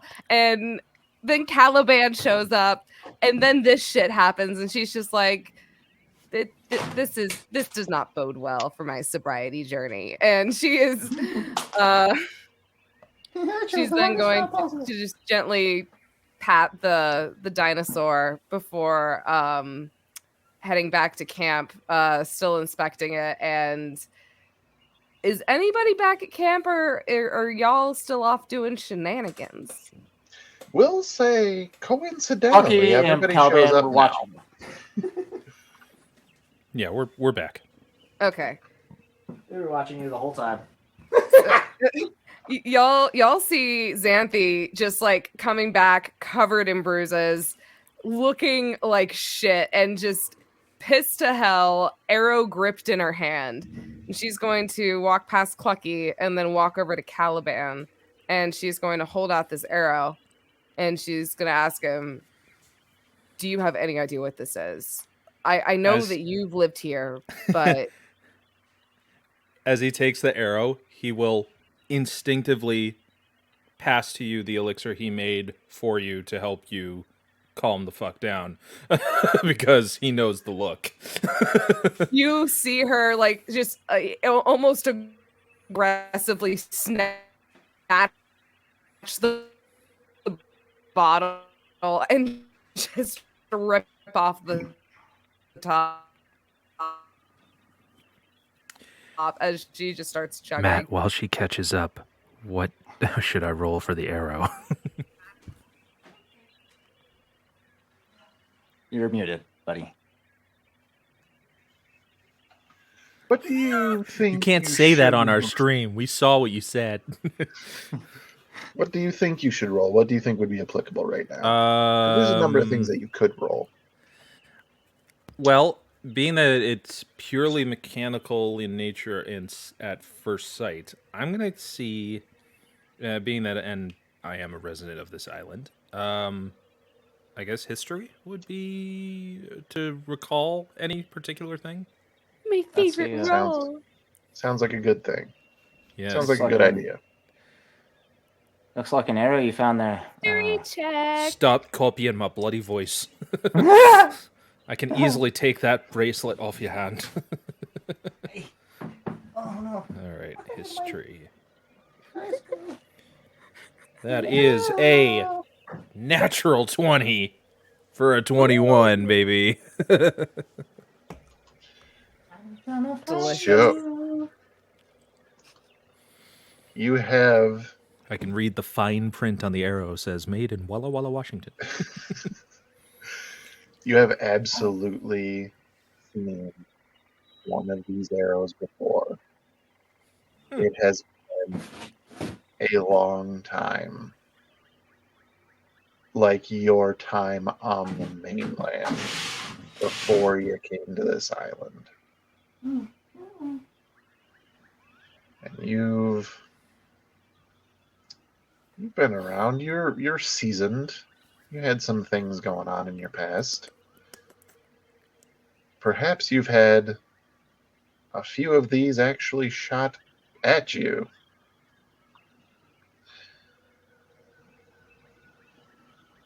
Caliban's Having bad boy inspected face. it and having looked at it and having been able to tell the freshness of its use, on a level of 1 to we need to move the fuck out of here, how much perception of danger do I believe we're in at the moment? Well, I'm about to message you I figured. what that arrow belongs to. I figured. You Oh, smug sauce. motherfucker. Oh, I smell the sauce. What did I say? I don't trust sneaky DMs. Bring it. Matthew, I am ready. There it is. Woo! It was hot. Oh, fuck. Foxy All right. Cleopatra. All right. Pack it up, everybody. We've got to move towards that dragon, right? That is where we're going. All right, everybody, come on, let's go. Everybody got their stuff? Where's the shit boy? Just everybody, let's pack it up. He's literally like arms deep in the shit. Yeah. Come on, making come on. bullets. Get your shit together. as it were. I'm Alabama? still trying to smelt the metal so that I can make some new rounds for my sniper. No time. Well, I can't exactly carry a forge with me now, can I? I mean, you're Well, strong. well, don't get then me wrong. you're gonna have to make do with whatever smartness you've got left in you. The rest of you, take what you can. Leave the rest that you don't need. We've got to leave. What's wrong? We will move, but can you help us Yes. understand? Yeah. A very nasty goblin tribe is about to come by and try and kill us all. So why don't we leave before they can? Is Okay. this Fuck. what you I saw this. encountered, something? Okay. Shit. Oh shit. Oh, if she encountered them, she wouldn't be back. You've heard. I saw this lodged in the who back he of said some is plant-eating coming. dinosaur. Oh no, you guys. And in the back of your mind, you can't help but hear that sick, deep laugh. We're going to go to break. See you all in about 10 minutes. You son of a bitch.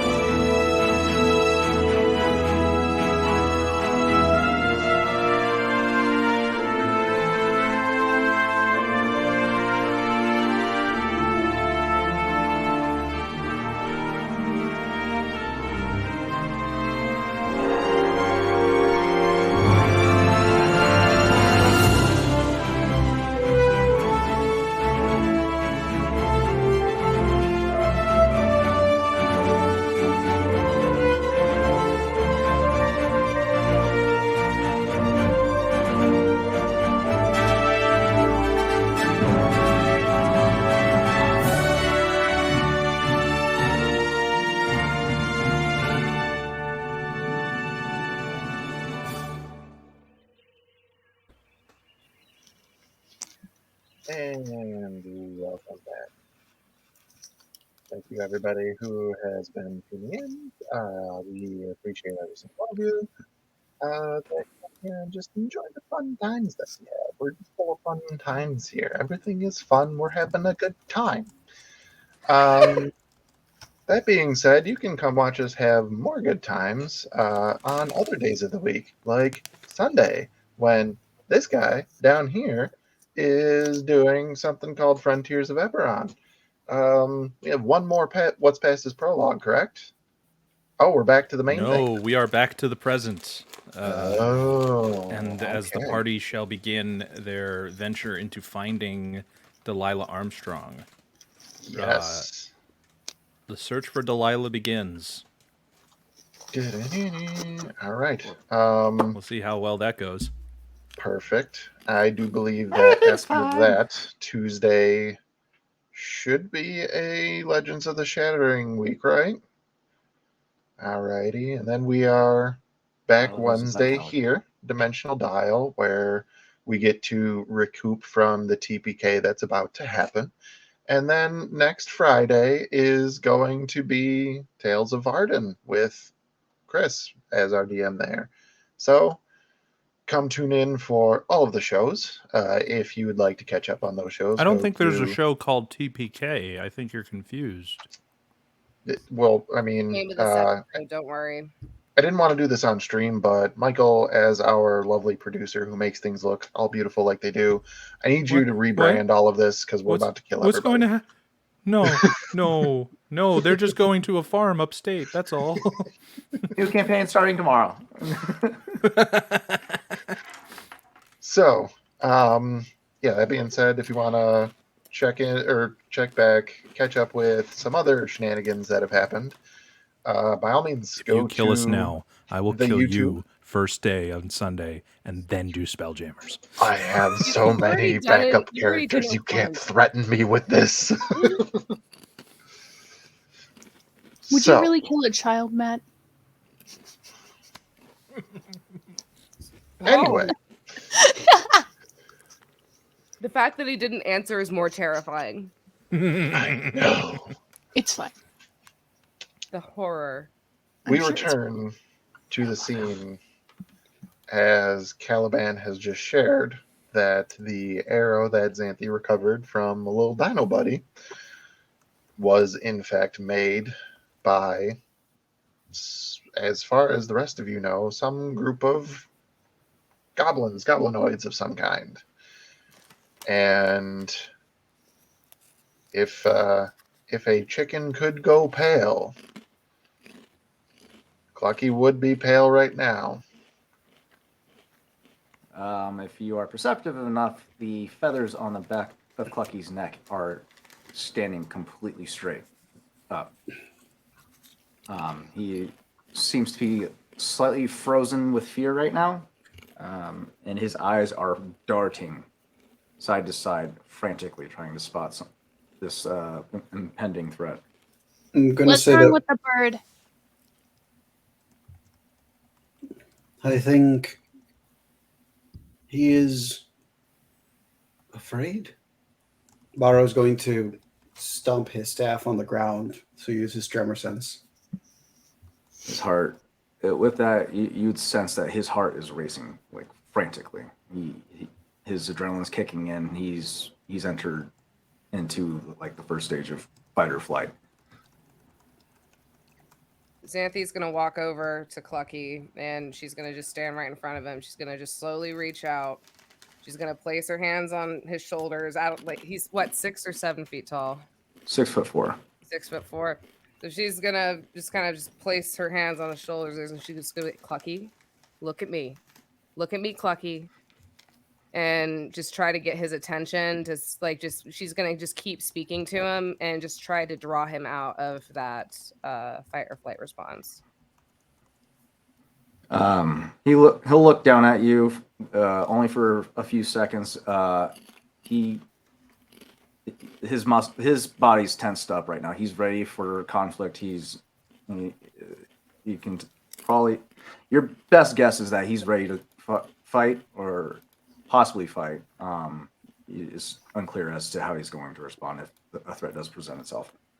She's going to point to Petrichor or Riley right now, and she's gonna then look back at Clucky, and she goes, "We need to move. It is dangerous, and we need to move. Do you hear me, Clucky?" And he nods, but he's not making eye contact. He's not saying a word. He's just keeping his eyes out on the tree line. Okay, Clucky, I'm gonna grab your hand. We're gonna go, and she's gonna turn to Borrow and Caliban, and just be like, "Make sure you have Petrichor." Right, she doesn't know that Riley's out right now, I guess, and make sure you grab Petrichor. We got to get moving. Hey, wise man, why don't you stay with the wee one? Always. And I'll take up the rear. Very well. Riley? Hmm? We are going to be moving. And I would like for you to I stay heard the near me. rest of the conversation. I understand. I can hear. I'm not deaf. Very well. Soldier boy, you should be up front. Scout ahead. Make sure no one gets in our way. Bro is frantically like trying to finish up enough that he can craft on the go. Like he's just like he that forge is burning real bright. He is like slamming tools together. He's piling things up. He's pouring things as fast as he can. Basically, in his mind, he's going to get it to where he's ready to go, but then keep going until everybody else is ready to go, so that he can just pick up and go. He's I'm going to say not that slowing down. Barrow is going to have a moment of taking a breath, focusing, casting guidance on himself, and then attempting to use his tremor sense to try to perceive, see if there's any incoming danger. Give me a perception check with an extra d4 for guidance.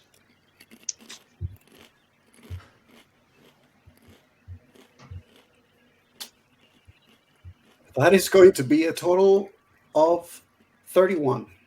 Ooh. Nice. Well, you can spot Riley now. At last. No longer incognito. Yes. No. So you're Just does that parrot focusing, move. listening to the jungle around you, every possible sound, every potential shift. Some of those flying creatures that you've perceived before up in the trees, you've caught wind of those. But as far as your perception reaches, nothing is coming up.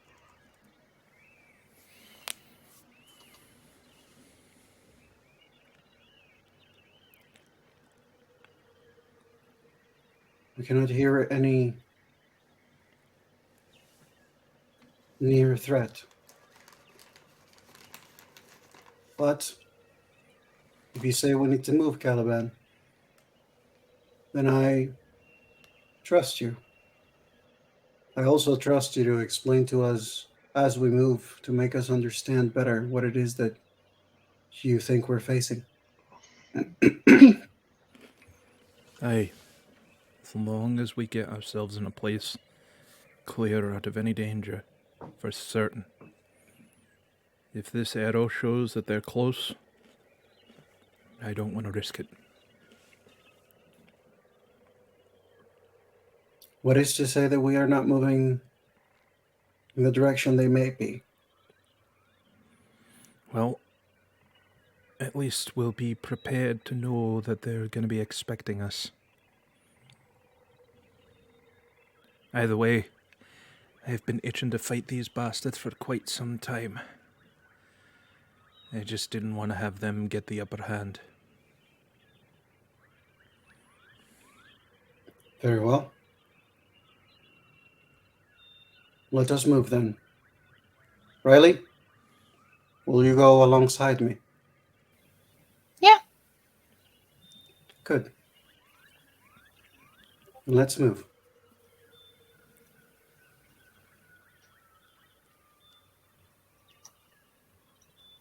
March, march, march, march, march. On we go. So the group One by collects one. themselves and heads out. I do believe that you said in the direction of the mountain. You are walking for some time, and needless to say, everybody's on high alert.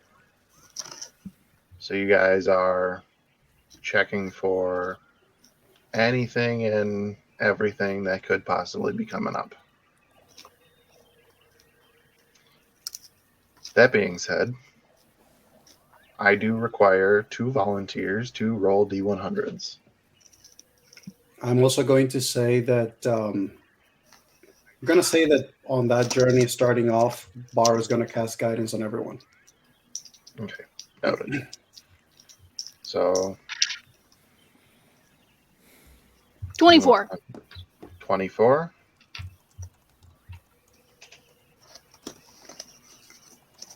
42. I don't know if 42.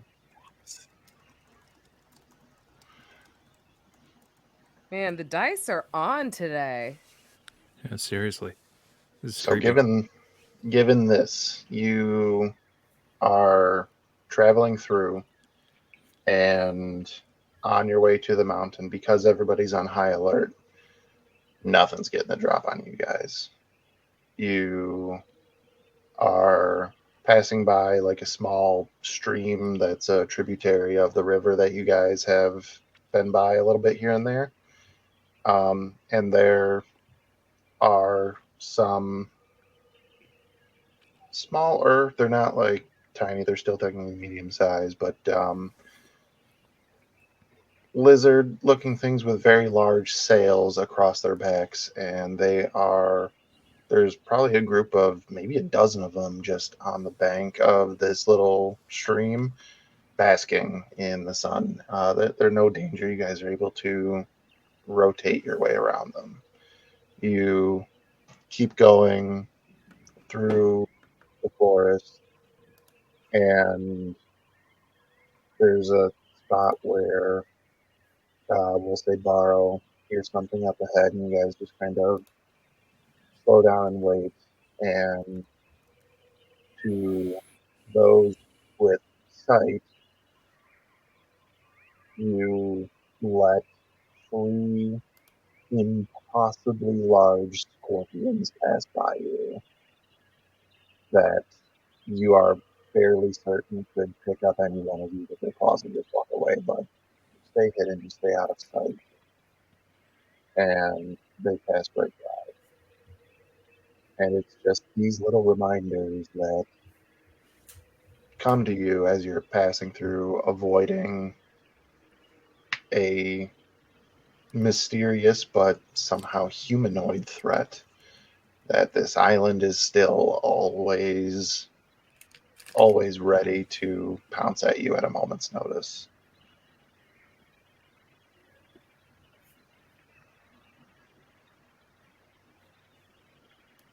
Several hours go by. We can call this travel a short rest for those who might need it. To Clucky/Michael, this would qualify for an attunement process, as you guys have been talking about. Michael, did you message him or? I did. Okay. So you guys Enjoy your belt of giant strength. You missed the word. boy. Which kind? I just chose belt of giant strength. That was the one that popped up. It's a certain one. Storm giant strength, right? No, No. that's the big one. Nice try. I tried. Tried to pull Nice a try. Victor on that one. And we all level up. No. The thing is, if you mutter it enough, nobody questions it. The belt of everyone gets 5 levels. I believe that I had said that it was a belt of stone giant Stone giant, strength. yes. Yes. Yes. That tracks. Alrighty. Stone, storm, it almost sounds the same. I mean, it might sound the same, but that's a 6-point difference. what? Yeah, I know. Oh, sneaky! You tried to pull fast one on me, you go to jail. So, as this time goes by, you are sort of following Xanthi's lead, as Xanthi is the one who was looking at where the sunlight through the crystal was pointing, and up the slope of this mountain, probably about 100 feet in front of you, is the opening of a cave. It probably opens up to be like 40 feet wide at the entrance, almost circular. And on the inside, you can just see some rocks and darkness. Borrow Rocks. immediately is going to go to the edge of it when he's on the edge, and just with his staff just sort of lightly tap on the side of the threshold, trying to use that tremor sense with guidance on himself to attempt to see if the sound travels and gives him any extra information besides the darkness. You can roll perception.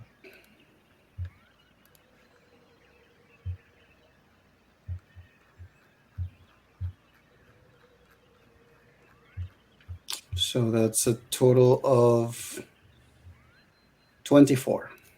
24.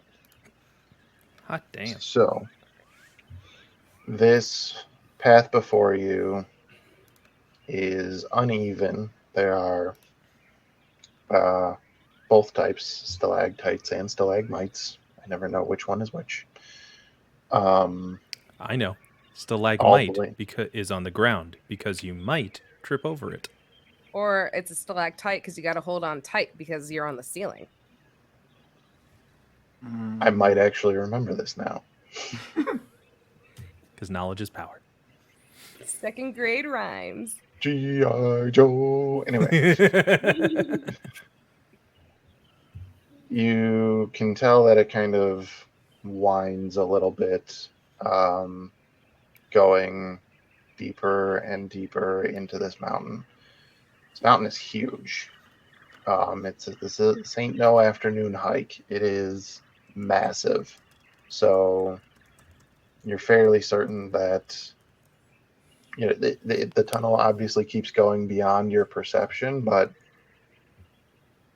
as far as you can see, nobody's home so far.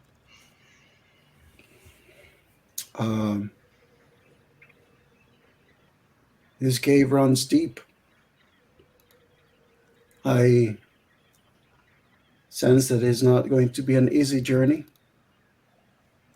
But if we are all certain and prepared, I suppose this is the next step of our journey.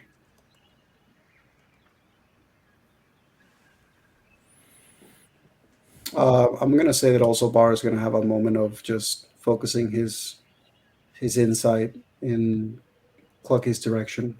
Not saying anything, just trying to check on him silently, quietly. At this point, he is probably vibrating with fear. He's feeling really small at the mouth of this cave right now. I will also say that now that you are in this close proximity of the mountain, it might as well be nightfall due to the overwhelming storm over your head and the cloud to cloud lightning that sparks once every so often, the low rumble of thunder. But it doesn't rain. It's just the collection of these storm clouds and then the lightning and the thunder beyond.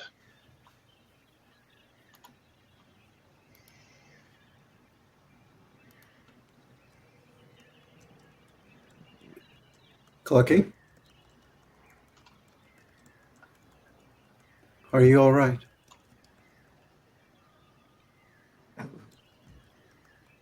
We have to go in?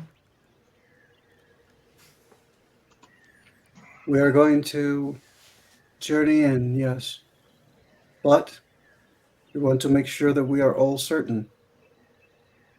We must protect one another, yes?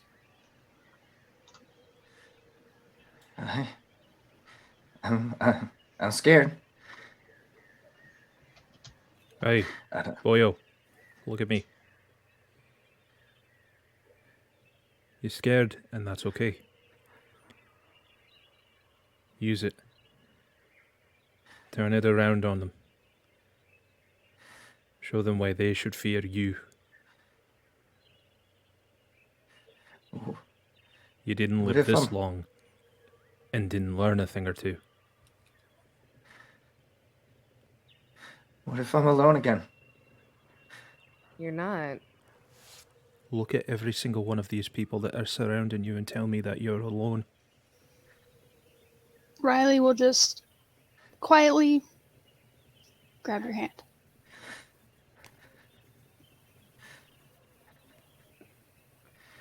Okay. Hey. Listen. You're gonna be alright, son. Now let's go. Okay, I can do this. Okay. Very well. That which your torches may not see, I'll do my best to point out. Stay close. Stay alert. I whisper to Xanthi at that point. Is he just saying that to fuck with me? I don't really know at this point. Alright. I thought, like, he was just throwing one last good jab at him in my expense. He's a monk. He takes a lot of jabs at everybody, whether it be Alright, you know what? Fuck this. Let's just physically or move on. metaphorically.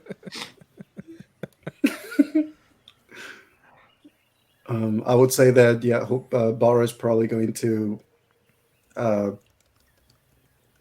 offer to be close to the front with if there's anybody carrying torch or something, just so he can also, whatever may be outside of that reach, he may be able to eat.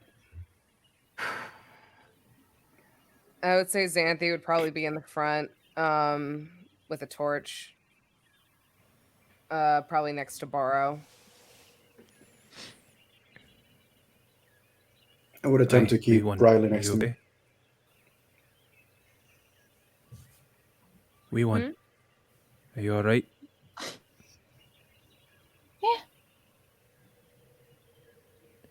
You ever been in a place like this before? They kind of pause and look around, taking everything in. No. Everything I know looks a lot different. It's exciting, isn't it? Yeah. Fucking hell. Good. I mean, you guys have dinosaurs. I only ever heard about those. Is that what you call them? Yeah. What do you call them? Yeah. Big monsters, to be honest. Yeah, we call them dinosaurs. I learned a lot of names for the different kinds. Well, they got names. Yeah. Huh. They're classified because like scientists like found their bones from a long, long time ago. See, we didn't have dinosaurs. We just had their bones. But a lot of people didn't think that dinosaurs were a thing. But this proves that dinosaurs were a thing. And so scientists would like classify them by like what they did, and they gave them names. But like collectively, they're called dinosaurs. Will wonders ever cease? You know, of all the folk that you tag along with, I gotta say, it's refreshing to see. I don't know, kind of a positive outlook for once.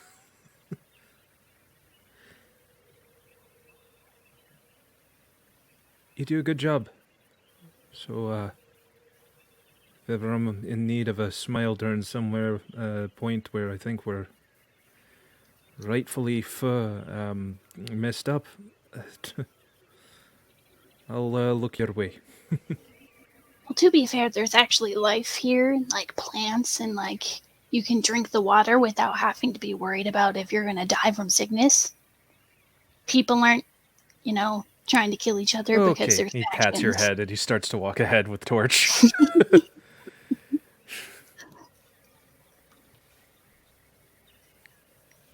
They just kind of like bob along, unaffected. Storm is crazy. You all journey into this cave. Torchlight, I know that some people said they have some. And it is quiet. There is the echo of distant thunder and the occasional drop of water hitting the floor of this cave somewhere. You can't be too sure. The cave twists and turns this way and that. There are no split paths or anything of that nature. And it just keeps going. And you're traveling for a few minutes before Barrow, I'm guessing, near the front. You start to hear slow movement and not footsteps, like sliding.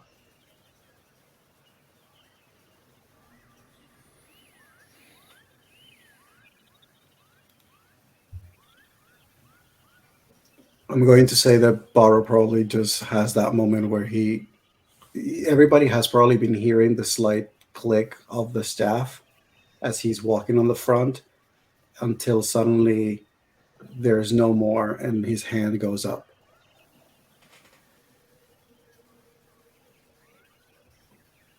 Is there, can he try to perceive anything else about this sliding, like location, like orientation wise, size, or how big of a thing might be sliding? Make a perception check.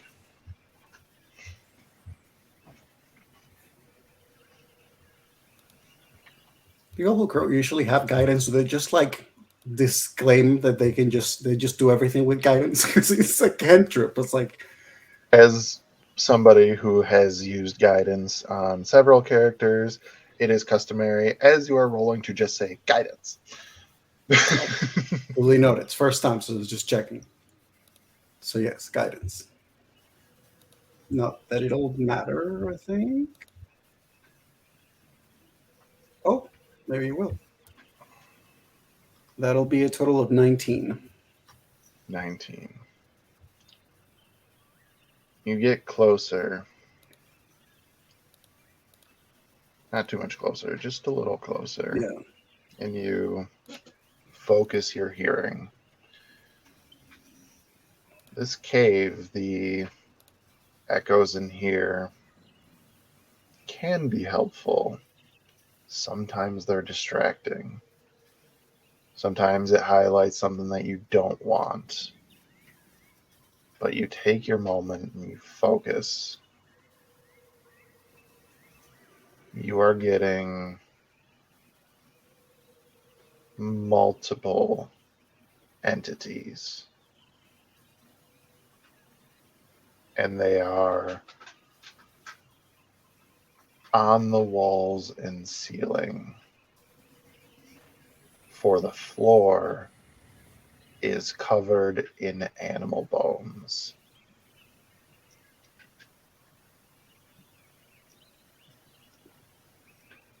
At the moment, you have 3 entities that you're tracking.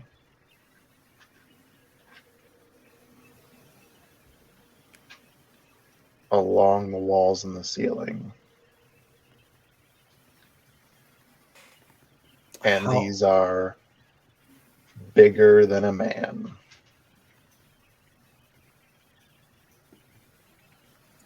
How am I able to get a sense of distance between where we are to where the sliding is? You're probably a little shy of 60 feet from them. Okay.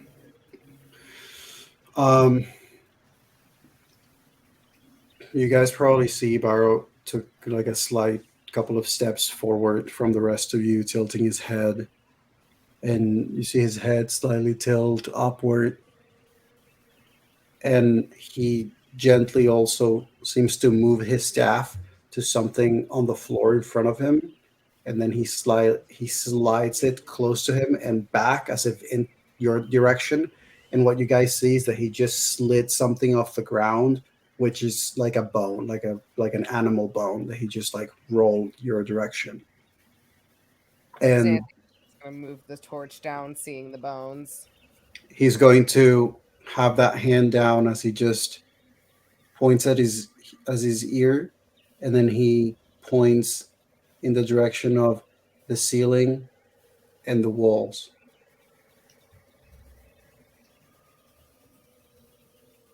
They're moving. Xanthi is gonna move, like just slowly look up, seeing Barrow pointing at the walls to see if there's anything up there. He's going to turn slightly and whisper to the group. Not too far ahead. They are on the walls and ceiling. And they are not small. Caliban, is there anything you may know about what may be dwelling in this cave? Yes.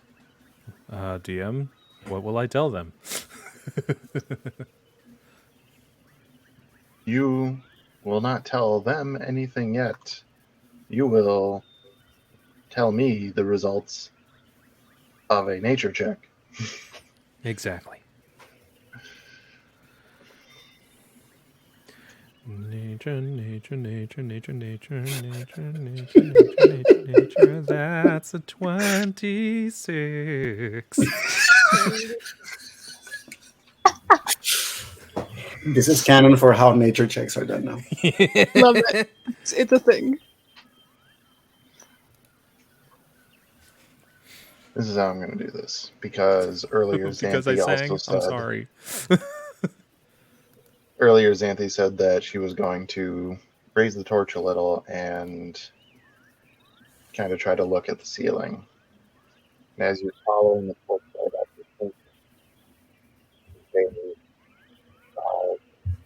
it's kind of moist here. Oh, A lot of things that like those conditions. God damn it. Now, you know what has been flying to and from this location. Yes. Now, that wouldn't be something that would be in this tunnel. Like, that's 3 of them clinging to the walls. That doesn't make sense. That doesn't make sense at all. So you're thinking, what would be here with something like that? And If I had to as take a guess. do you want to guess? Is it babies? If I had to take a guess, I would sense that we're more than likely in a nest.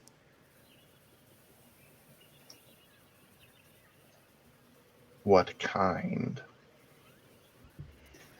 Wormling? Possibly? Xanthe, you nest, raise the To say torch, the least. and as the light shifts, showing something that doesn't look like rock, this form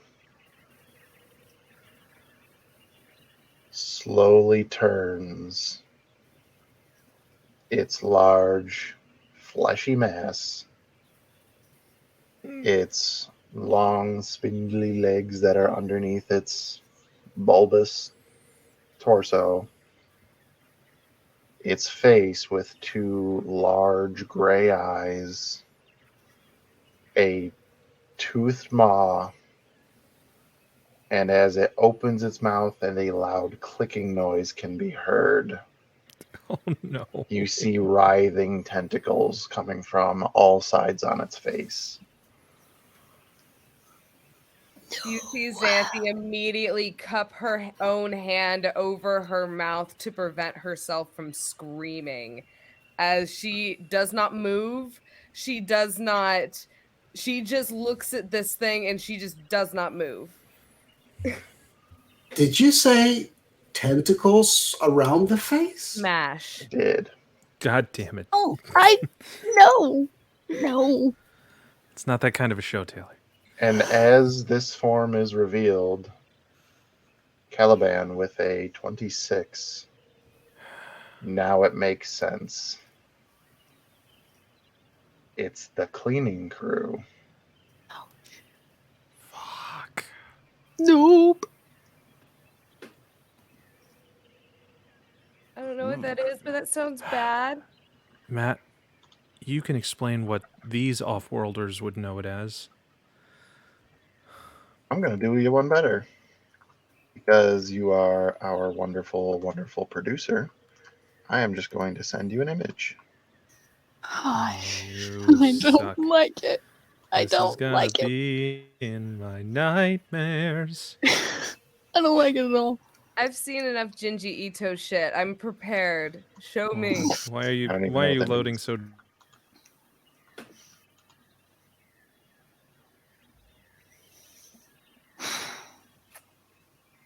I don't know if Michael froze or if he's just I don't speechless. either. Don't give him the laggies, damn it. The monstrosity that I just sent him has devoured. Num. It was insta kill on Michael's side when he saw the picture. I hate all of this. I'm loving it. Especially because Baro can't even see it. Everybody's like, oh my god, that's horrible. Is it? Oh there you go. god, there it is. It finally popped up. Jesus Christ. That Matt, you're a terrible person. You know that? But No, y'all we really keep wanted to showing hear. up once a week for me. You're a terrible person, and you should It's feel not bad for you, what we're about Matt. You're a to. terrible person. We do do it not- again. We do not show up for you. We show up for us because we're addicted. What? That's not nice. We've all Say, trauma is bonded that a at this compliment? point, Well, I and mean- there's Not, no going it's not back. Partially it entirely is. a lie. Wow. All right. It's a little bit of both. Oh, you gotta work on your bedside let's manner there. focus It's here fine. because we need to know fine. what's happening. Let's see the image. Hold on, I'm Mr. getting there. Jesus Gregory. Christ, give me a What, you don't second. wanna I put don't this like it on the either. Here screen? we are. Blah. Nope. Yeah. Mm-mm. Mm-hmm. Was that a larva? No. Fucking thank larva you. of some kind? What Nope, in the right flying out of here. spaghetti monster is this? Xanthi, Well, it was nice knowing you all. Yes. Being as you are holding this torch and you are looking up at this, and you, as you said, freeze and you don't move at all, this thing, its eyes are looking directly at you. And it makes no movement other than the writhing of the tentacles on its jaw. being that Clucky is already like in fight or flight mode since he entered this cave, he immediately threw his battle axe of storms at this thing. 100%. It's without a doubt. He sees this thing and freaks the fuck out and throws his battle axe. Oh, no. Roll to hit. Oh no. Oh no. Matt, I'm also about to message you something, just as a heads up. Oh, I was going to message you something else. I'm gonna message myself. We're just gonna message each other the whole time, just Your behind the secret screen. It's gonna be club. great. 13 to hit. 13 to hit. Let me double check. 13 does hit. Oh shit! Take a beer. I rolled a 3. All right. That's gonna be a D8 to roll. It's gonna be 7 damage with the battle axe impaling itself into him, and immediately following that, Clucky flies up to meet it and pulls the battle axe from the flesh to continue his onslaught. Xanthi just sees How this much axe. damage did you do? I'm sorry. 6 damage on initial impact. Okay. And then he flies up. Instead of having the battle axe come back to him, he flies up using his bonus action to rage and begins to wail on this thing. Sure, you can do that. So next, he uses his bonus action, or not. He uses his bonus action to attack rage, and then he's using his second attack to hit recklessly at 27 to hit. That'll hit. That's going to be a D10 this time because he's using both hands. And that's going to be 16 plus... What's his strength modifier now? Plus 3. So 19 damage on that second hit. Okay, that's a total of what, like 28? Yes. All right. In this moment, Clucky, from your point of view, the first thing that you see is, number one, this writhing mass of tentacles reaching out for you as this thing hisses loudly. You reckless attacked, right? Yes. Yes, advantage. That is a 21 to hit. That hits. Oh no. So here's the fun part. While I get out the correct damage die, Oh no! What? No! What? I'm going don't. to need you to roll a Constitution saving throw. Why? Oh Why my are we? God. Why are we Why- talking why- about why- a lot of why- dice? What's going Why on? do you gotta do that, Matt? No. Matt, think about this. All right, we've been friends since the beginning. All right, let's just be cool. All right. Let's not. I need that as a sound. As you say, Matt, think about this. Before you do something rash. What is the result of Clucky's Constitution saving throw? That would be 19. You have guidance still. Guidance does not apply to Never mind. it's only on checks. So, you, Sir Clucky, take 5 points of poison damage as these tentacles lash over you. The next thing that happens is that it tries to bite you. Ah, Oh my god. come on, man. That is also going to be. Oh nope, that is much less to hit. That is This party is so incredibly unhinged. 17 to hit. I That thought still you hits. said you were cool. Still hits. Bucky is terrified right now, and he is seeing something that he wasn't expecting, so he's gonna kill it. That is 7 points of piercing damage. It looks like a bunch of have little to- snakes coming out of its face. 3, And the next okay. thing that you see are 3 of these things retreating down the cave.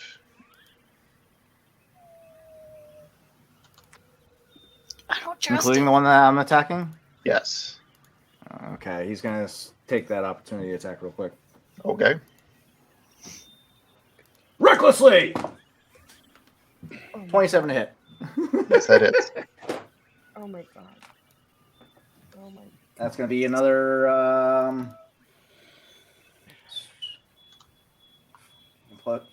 17 damage on the hit.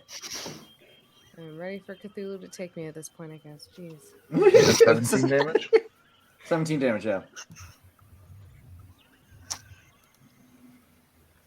All right. So it takes that hit and keeps on trucking. It is getting out of dodge.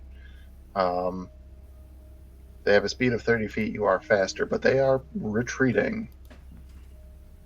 He's not going to pursue. That's not the type of aggression he's feeling. He saw something that scared him and he wanted to kill it. But it's Gotcha. running away from him now. Barrow is going to attempt to use his hearing to try to follow as far as he can the sound of these things retreating to see if there's anything else that he can hear as they go further before he can track them no more. As they are retreating, their numbers are increasing. Why? Why do you hate us? No, thank you. Ew. Barrow, Even though the numbers are increasing, I will say, all of them are still going deeper into the cave. What was music? I don't like it. Thank you, I think Riley, after seeing this You thing, give me nightmare fuel, I play nightmare music, damn it. yeah, I was just gonna say, after Riley seeing what is essentially nightmare fuel and something out of stories that they've heard as a kid to get them to do what their parents tell them to, is just like clinging to the closest person's leg, trying to hide. you you guys are going So to is see- Caliban. I just imagine Barrow with like Riley on one side and then Caliban on the other, just grabbing. Hold me, Wiseman, please. It's that image of Shaggy holding Scooby-Doo, but it's Barrow holding Callahan. Yeah. Caliban, apologize. Zoinks. Barrow is going to speak to the group. We might need to reconsider this. There are many more of them deep down. They seem to be going further deep into the cave, but I do not know that this may be the wisest choice. Well, right now we're in a bit of a rock and a hard place. Because in front of us are these hellish little creatures. But behind us is something just as bad and following.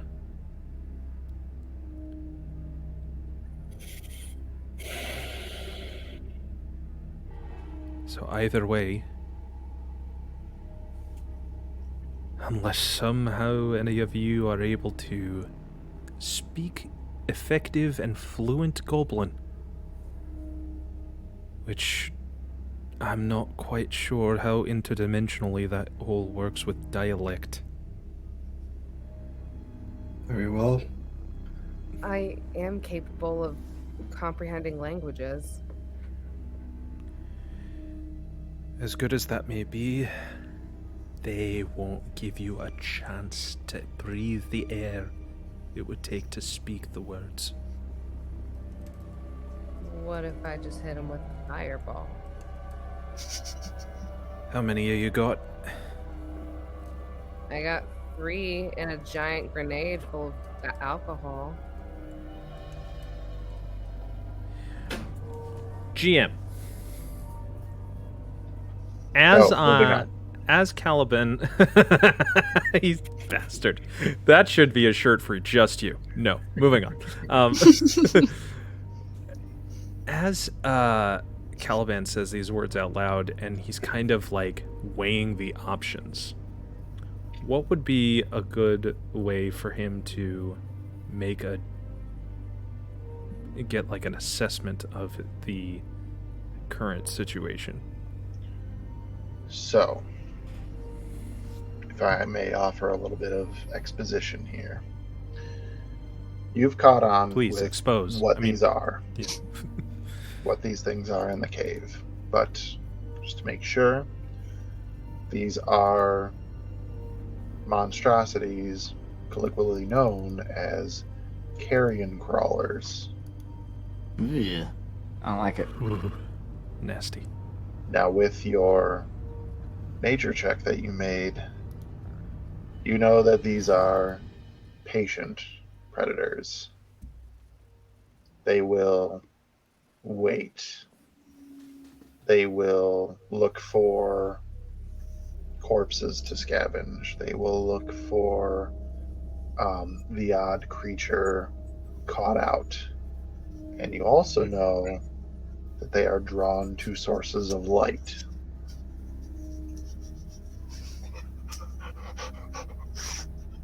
That being said,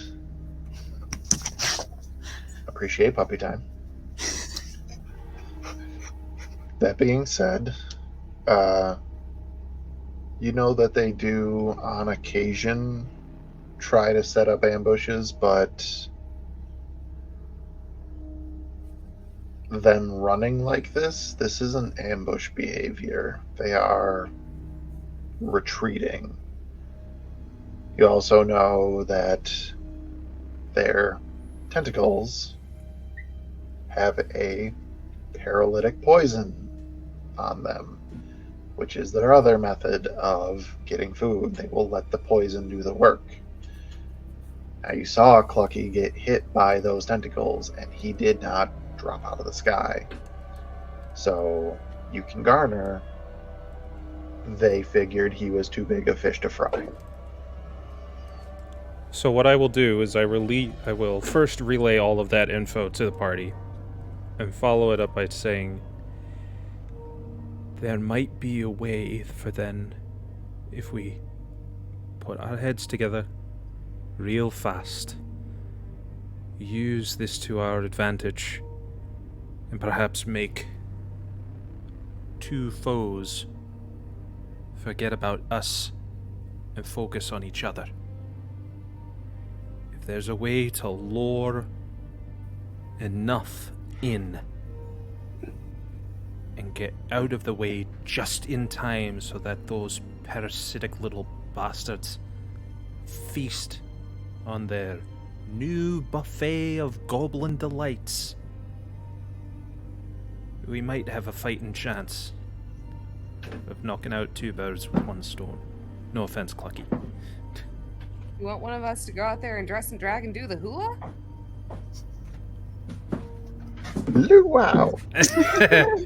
I mean, if that's some sort of native culture thing, listen, I don't have time to discuss interdimensional customs.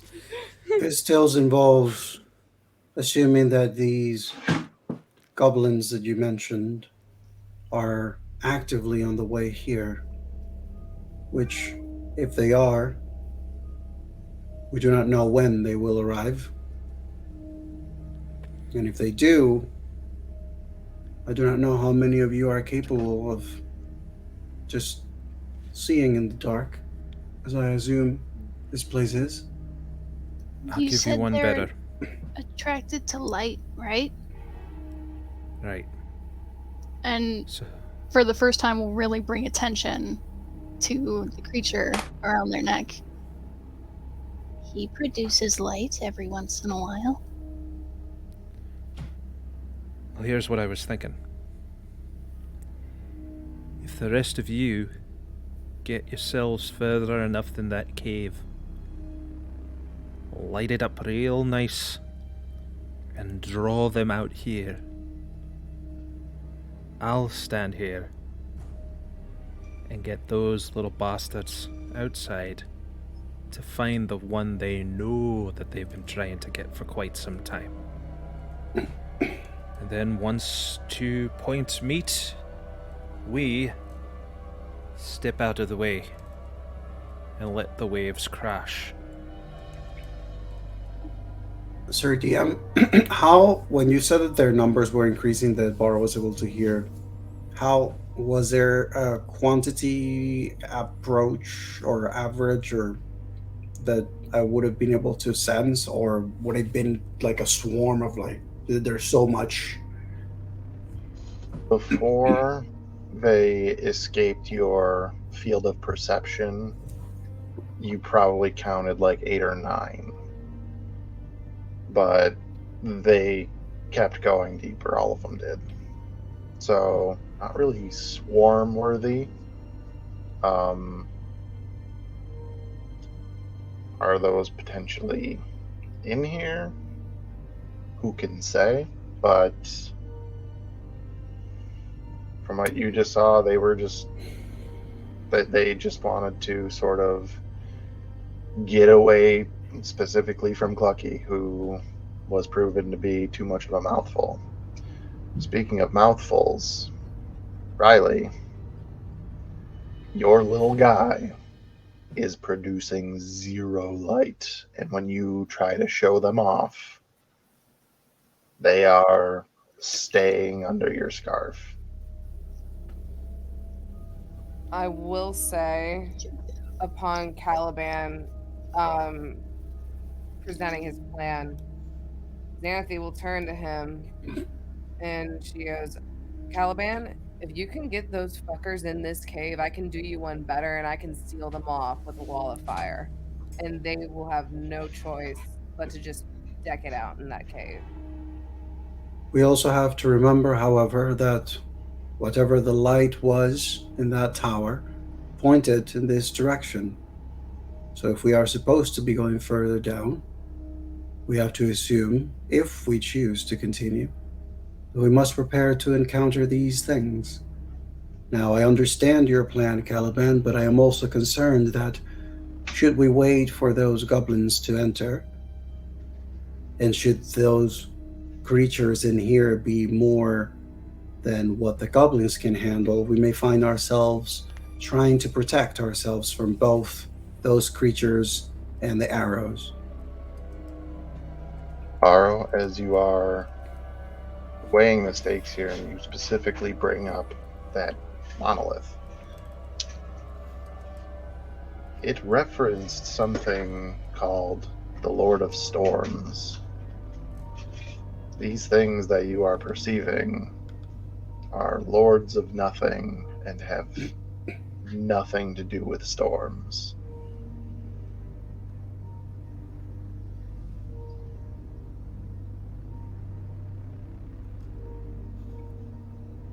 What about going up?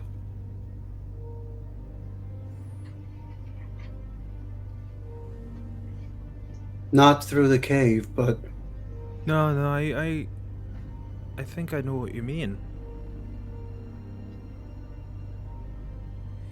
Use the island against them. if this pillar was pointing in this direction,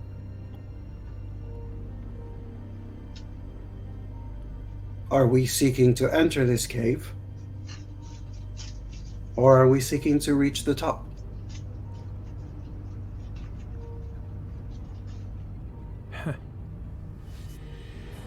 Hey, you think you have it all figured out.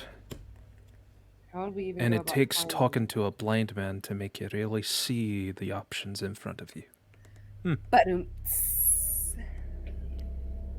Alright, wise man. Let's see what you've got in mind. So, that also being said, You've been traveling down this tunnel for a few minutes now.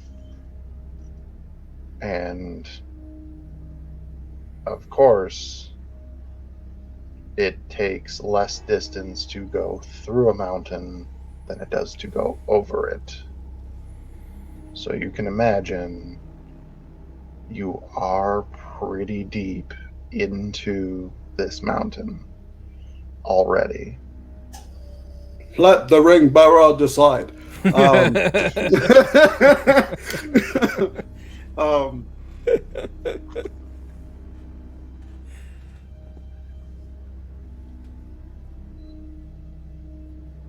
I would like for the rest of you to present your choice.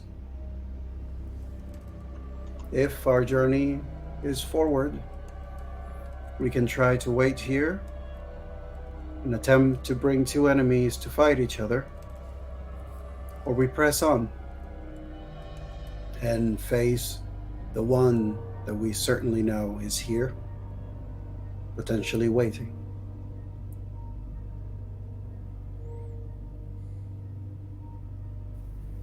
I'm confused. Are we climbing the mountain or going through the cave? We have I to. believe I believe we're already inside the cave. I think what we're trying to determine right now is fighting the devil we know is here, facing off against a legion of devils. And Well, we how don't do know you how know- many they are. How do you know that this cave goes up? We do not. We are hoping the cave leads to whatever the destination is that we must get to. Alright, well, let's put it to a vote. If you want to go deeper into the cave to find the one thing that this obelisk of sort pointed us to, raise your hand.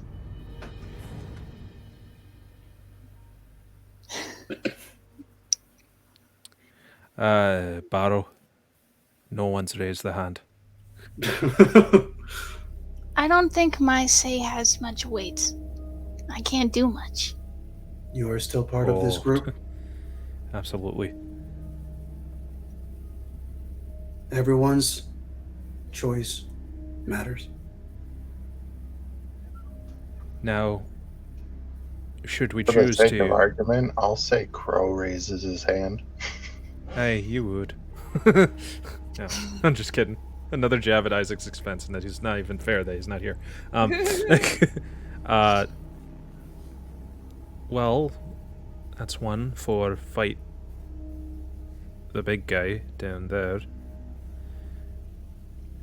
And I'm sure there might be a third option that we can think of. But if you're up for the idea of getting everybody else to fight each other and we get out of the way, Why don't Who's we up for just that? sneak? Why do we have to fight that's anything? that's what I'm saying. We make them believe that's who they have to fight.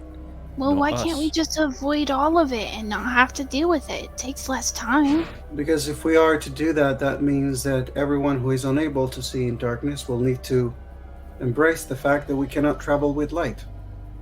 Based Might, on what Caliban said, they are attracted to it. might I suggest something? Please. Caliban, you brought up the idea of bringing two enemies together and have them destroy each other. Mm-hmm.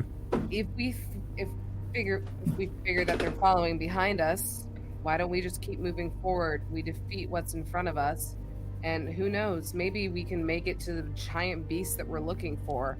And if the goblins manage to catch up to us, I'm pretty sure they'd be more worried about the freaking god of thunder on this island than they would fighting us. We might get lucky and might wipe them out as well as the large creature. Why do we have to fight the dragon? Nobody's explained that. Why are we fighting a dragon? I do not Out of know- character. KJ, you know exactly why we're fighting a dragon, don't you? In character. Out of, Hey, she out of brings up a good point. out of character, it also brings up a good point. We don't have to fight a dragon. I know. I do not believe that we need to fight the Why dragon, no? Riley. We just need something. We need to be prepared in case we have to. Why can't we just flee? It's kind of hard. They're very big and fast, and they fly. Unless we I'm are able small to and charge, passive. as long as we, until we are able to charge the stone of the dial, we are unable to move from this place. And only a strong source of energy can do so. The obelisk may have pointed out to the direction of where there might be something other than trees and dirt that may give us a solution. I mean, why can't one of you do it? A lot of you have magic stuff. Not as powerful as what we need, unfortunately. Have you tried? Laura has a moment where he just hesitates, and then his head turns in the direction of Xanthi.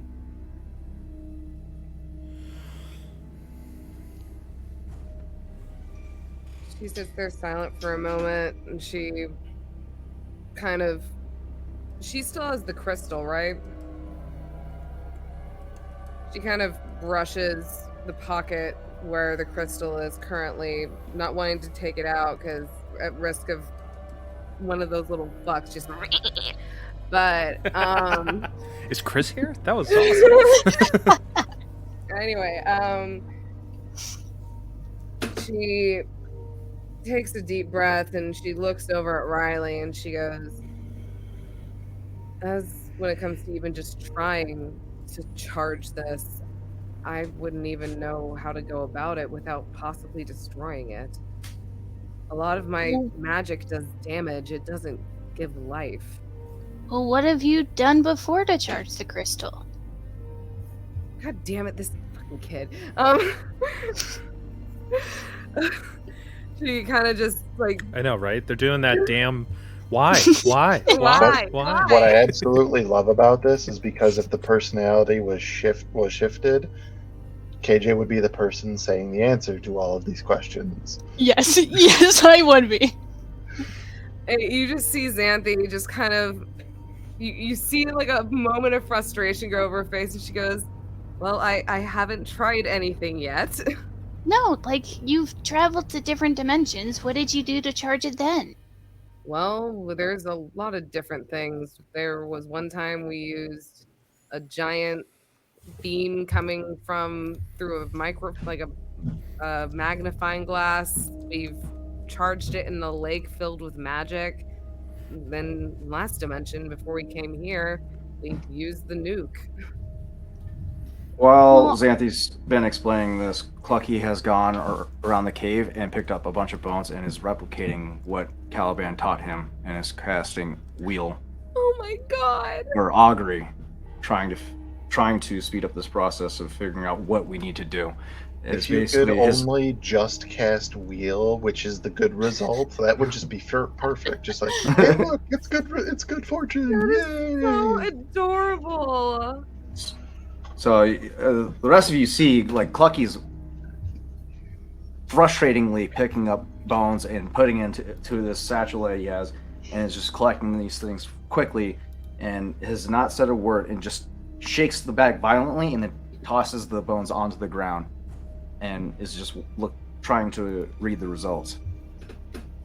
And the question that Clucky is pondering. Does the answer we seek lie at the end of this tunnel? Answer in regards to Our way out. like of this dimension. Yes. Man, this music is perfect. Oh.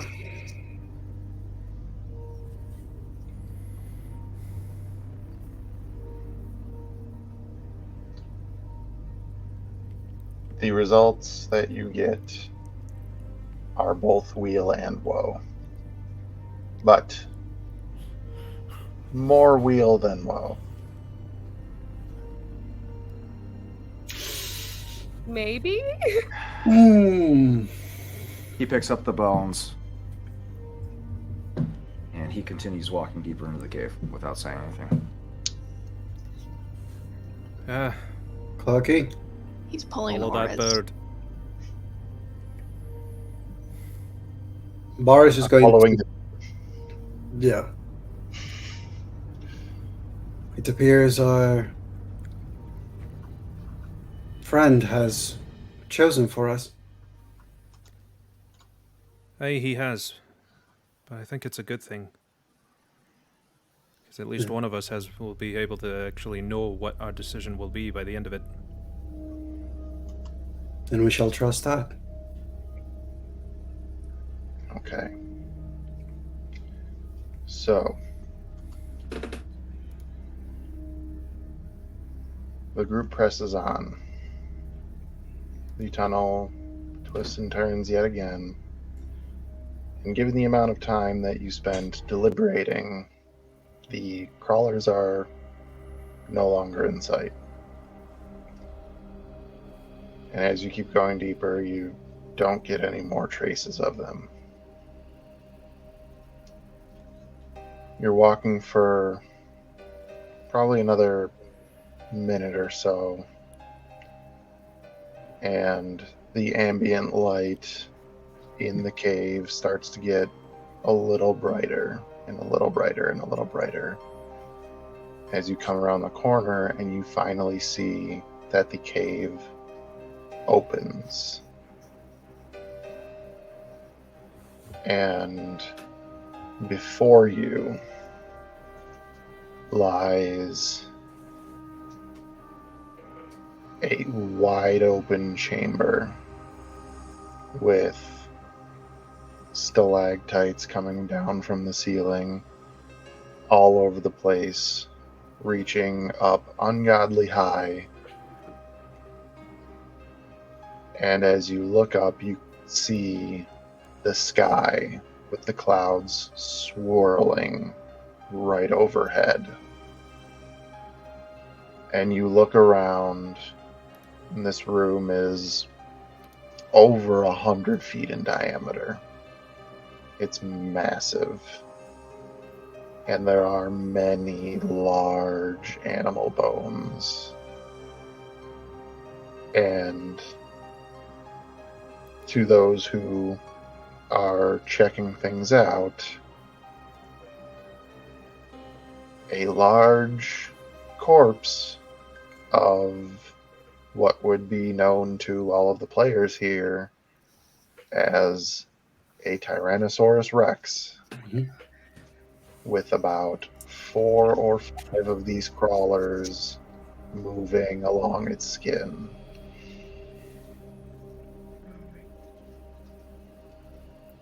And you can see perhaps a few smaller cave openings here and there. And the way that this mountain comes to a top, there's a bit of an overhang, creating a lot of shadow along the outside perimeter.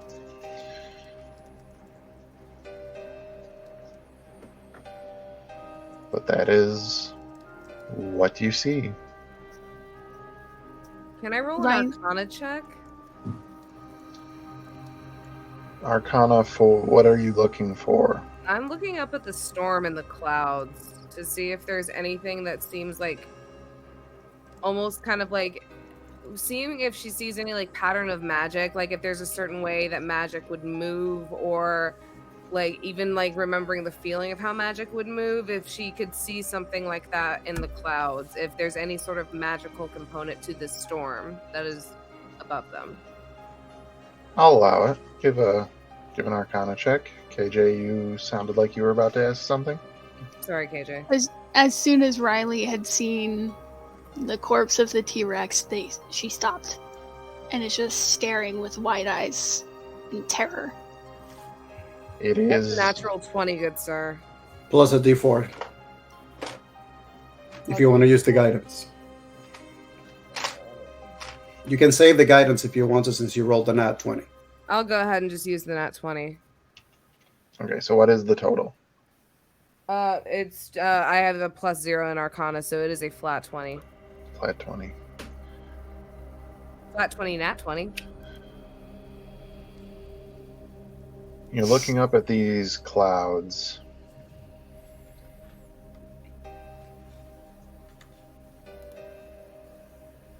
And you definitely know, I mean, it goes without saying. It's not natural. Clouds don't do this.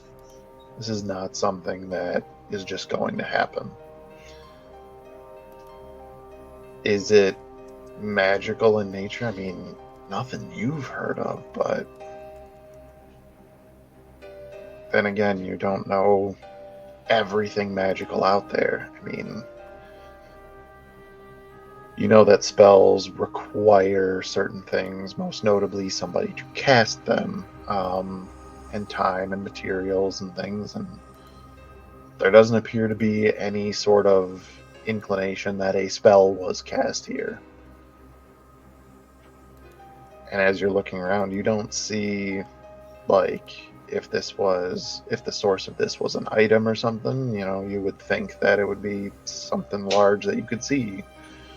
But this is just a big open cavern. So I'm guessing kind of like it's a weird natural phenomenon that is wacky as fuck. Yeah, I mean, could it be magical? Maybe, but like Mother Nature that would itself be some serious shit. All right. With that, she is just going to very carefully just look around and make sure that there is nothing hiding in the shadows.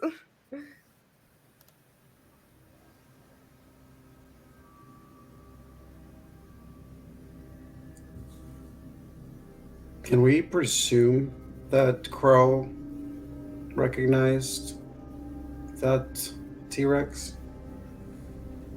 Riley Without did. Isaac being here, this would be the T-Rex that Crow witnessed be hunted.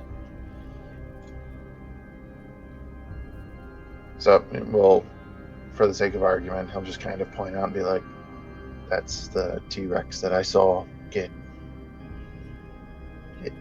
killed, get eaten. I mean, and this is the first time that any of you are seeing this thing. They are massive. They are massive. They have the biggest set of jaws that you've ever seen.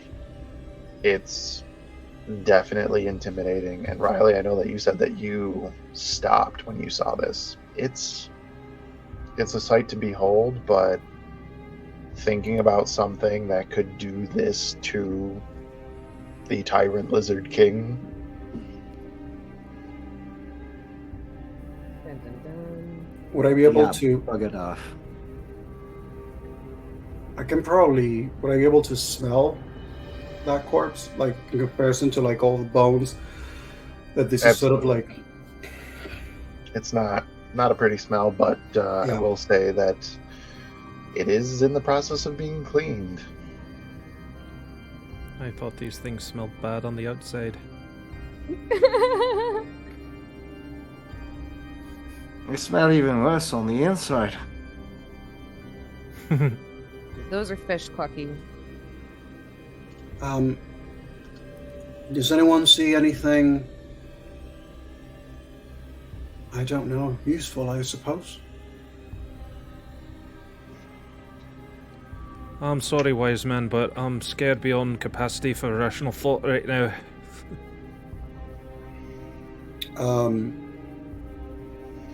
Can I use my tremor sense once more to see if the cavernous, either tunnels or crevices or things in the area where we are, if there's anything that pinpoints anything of interest?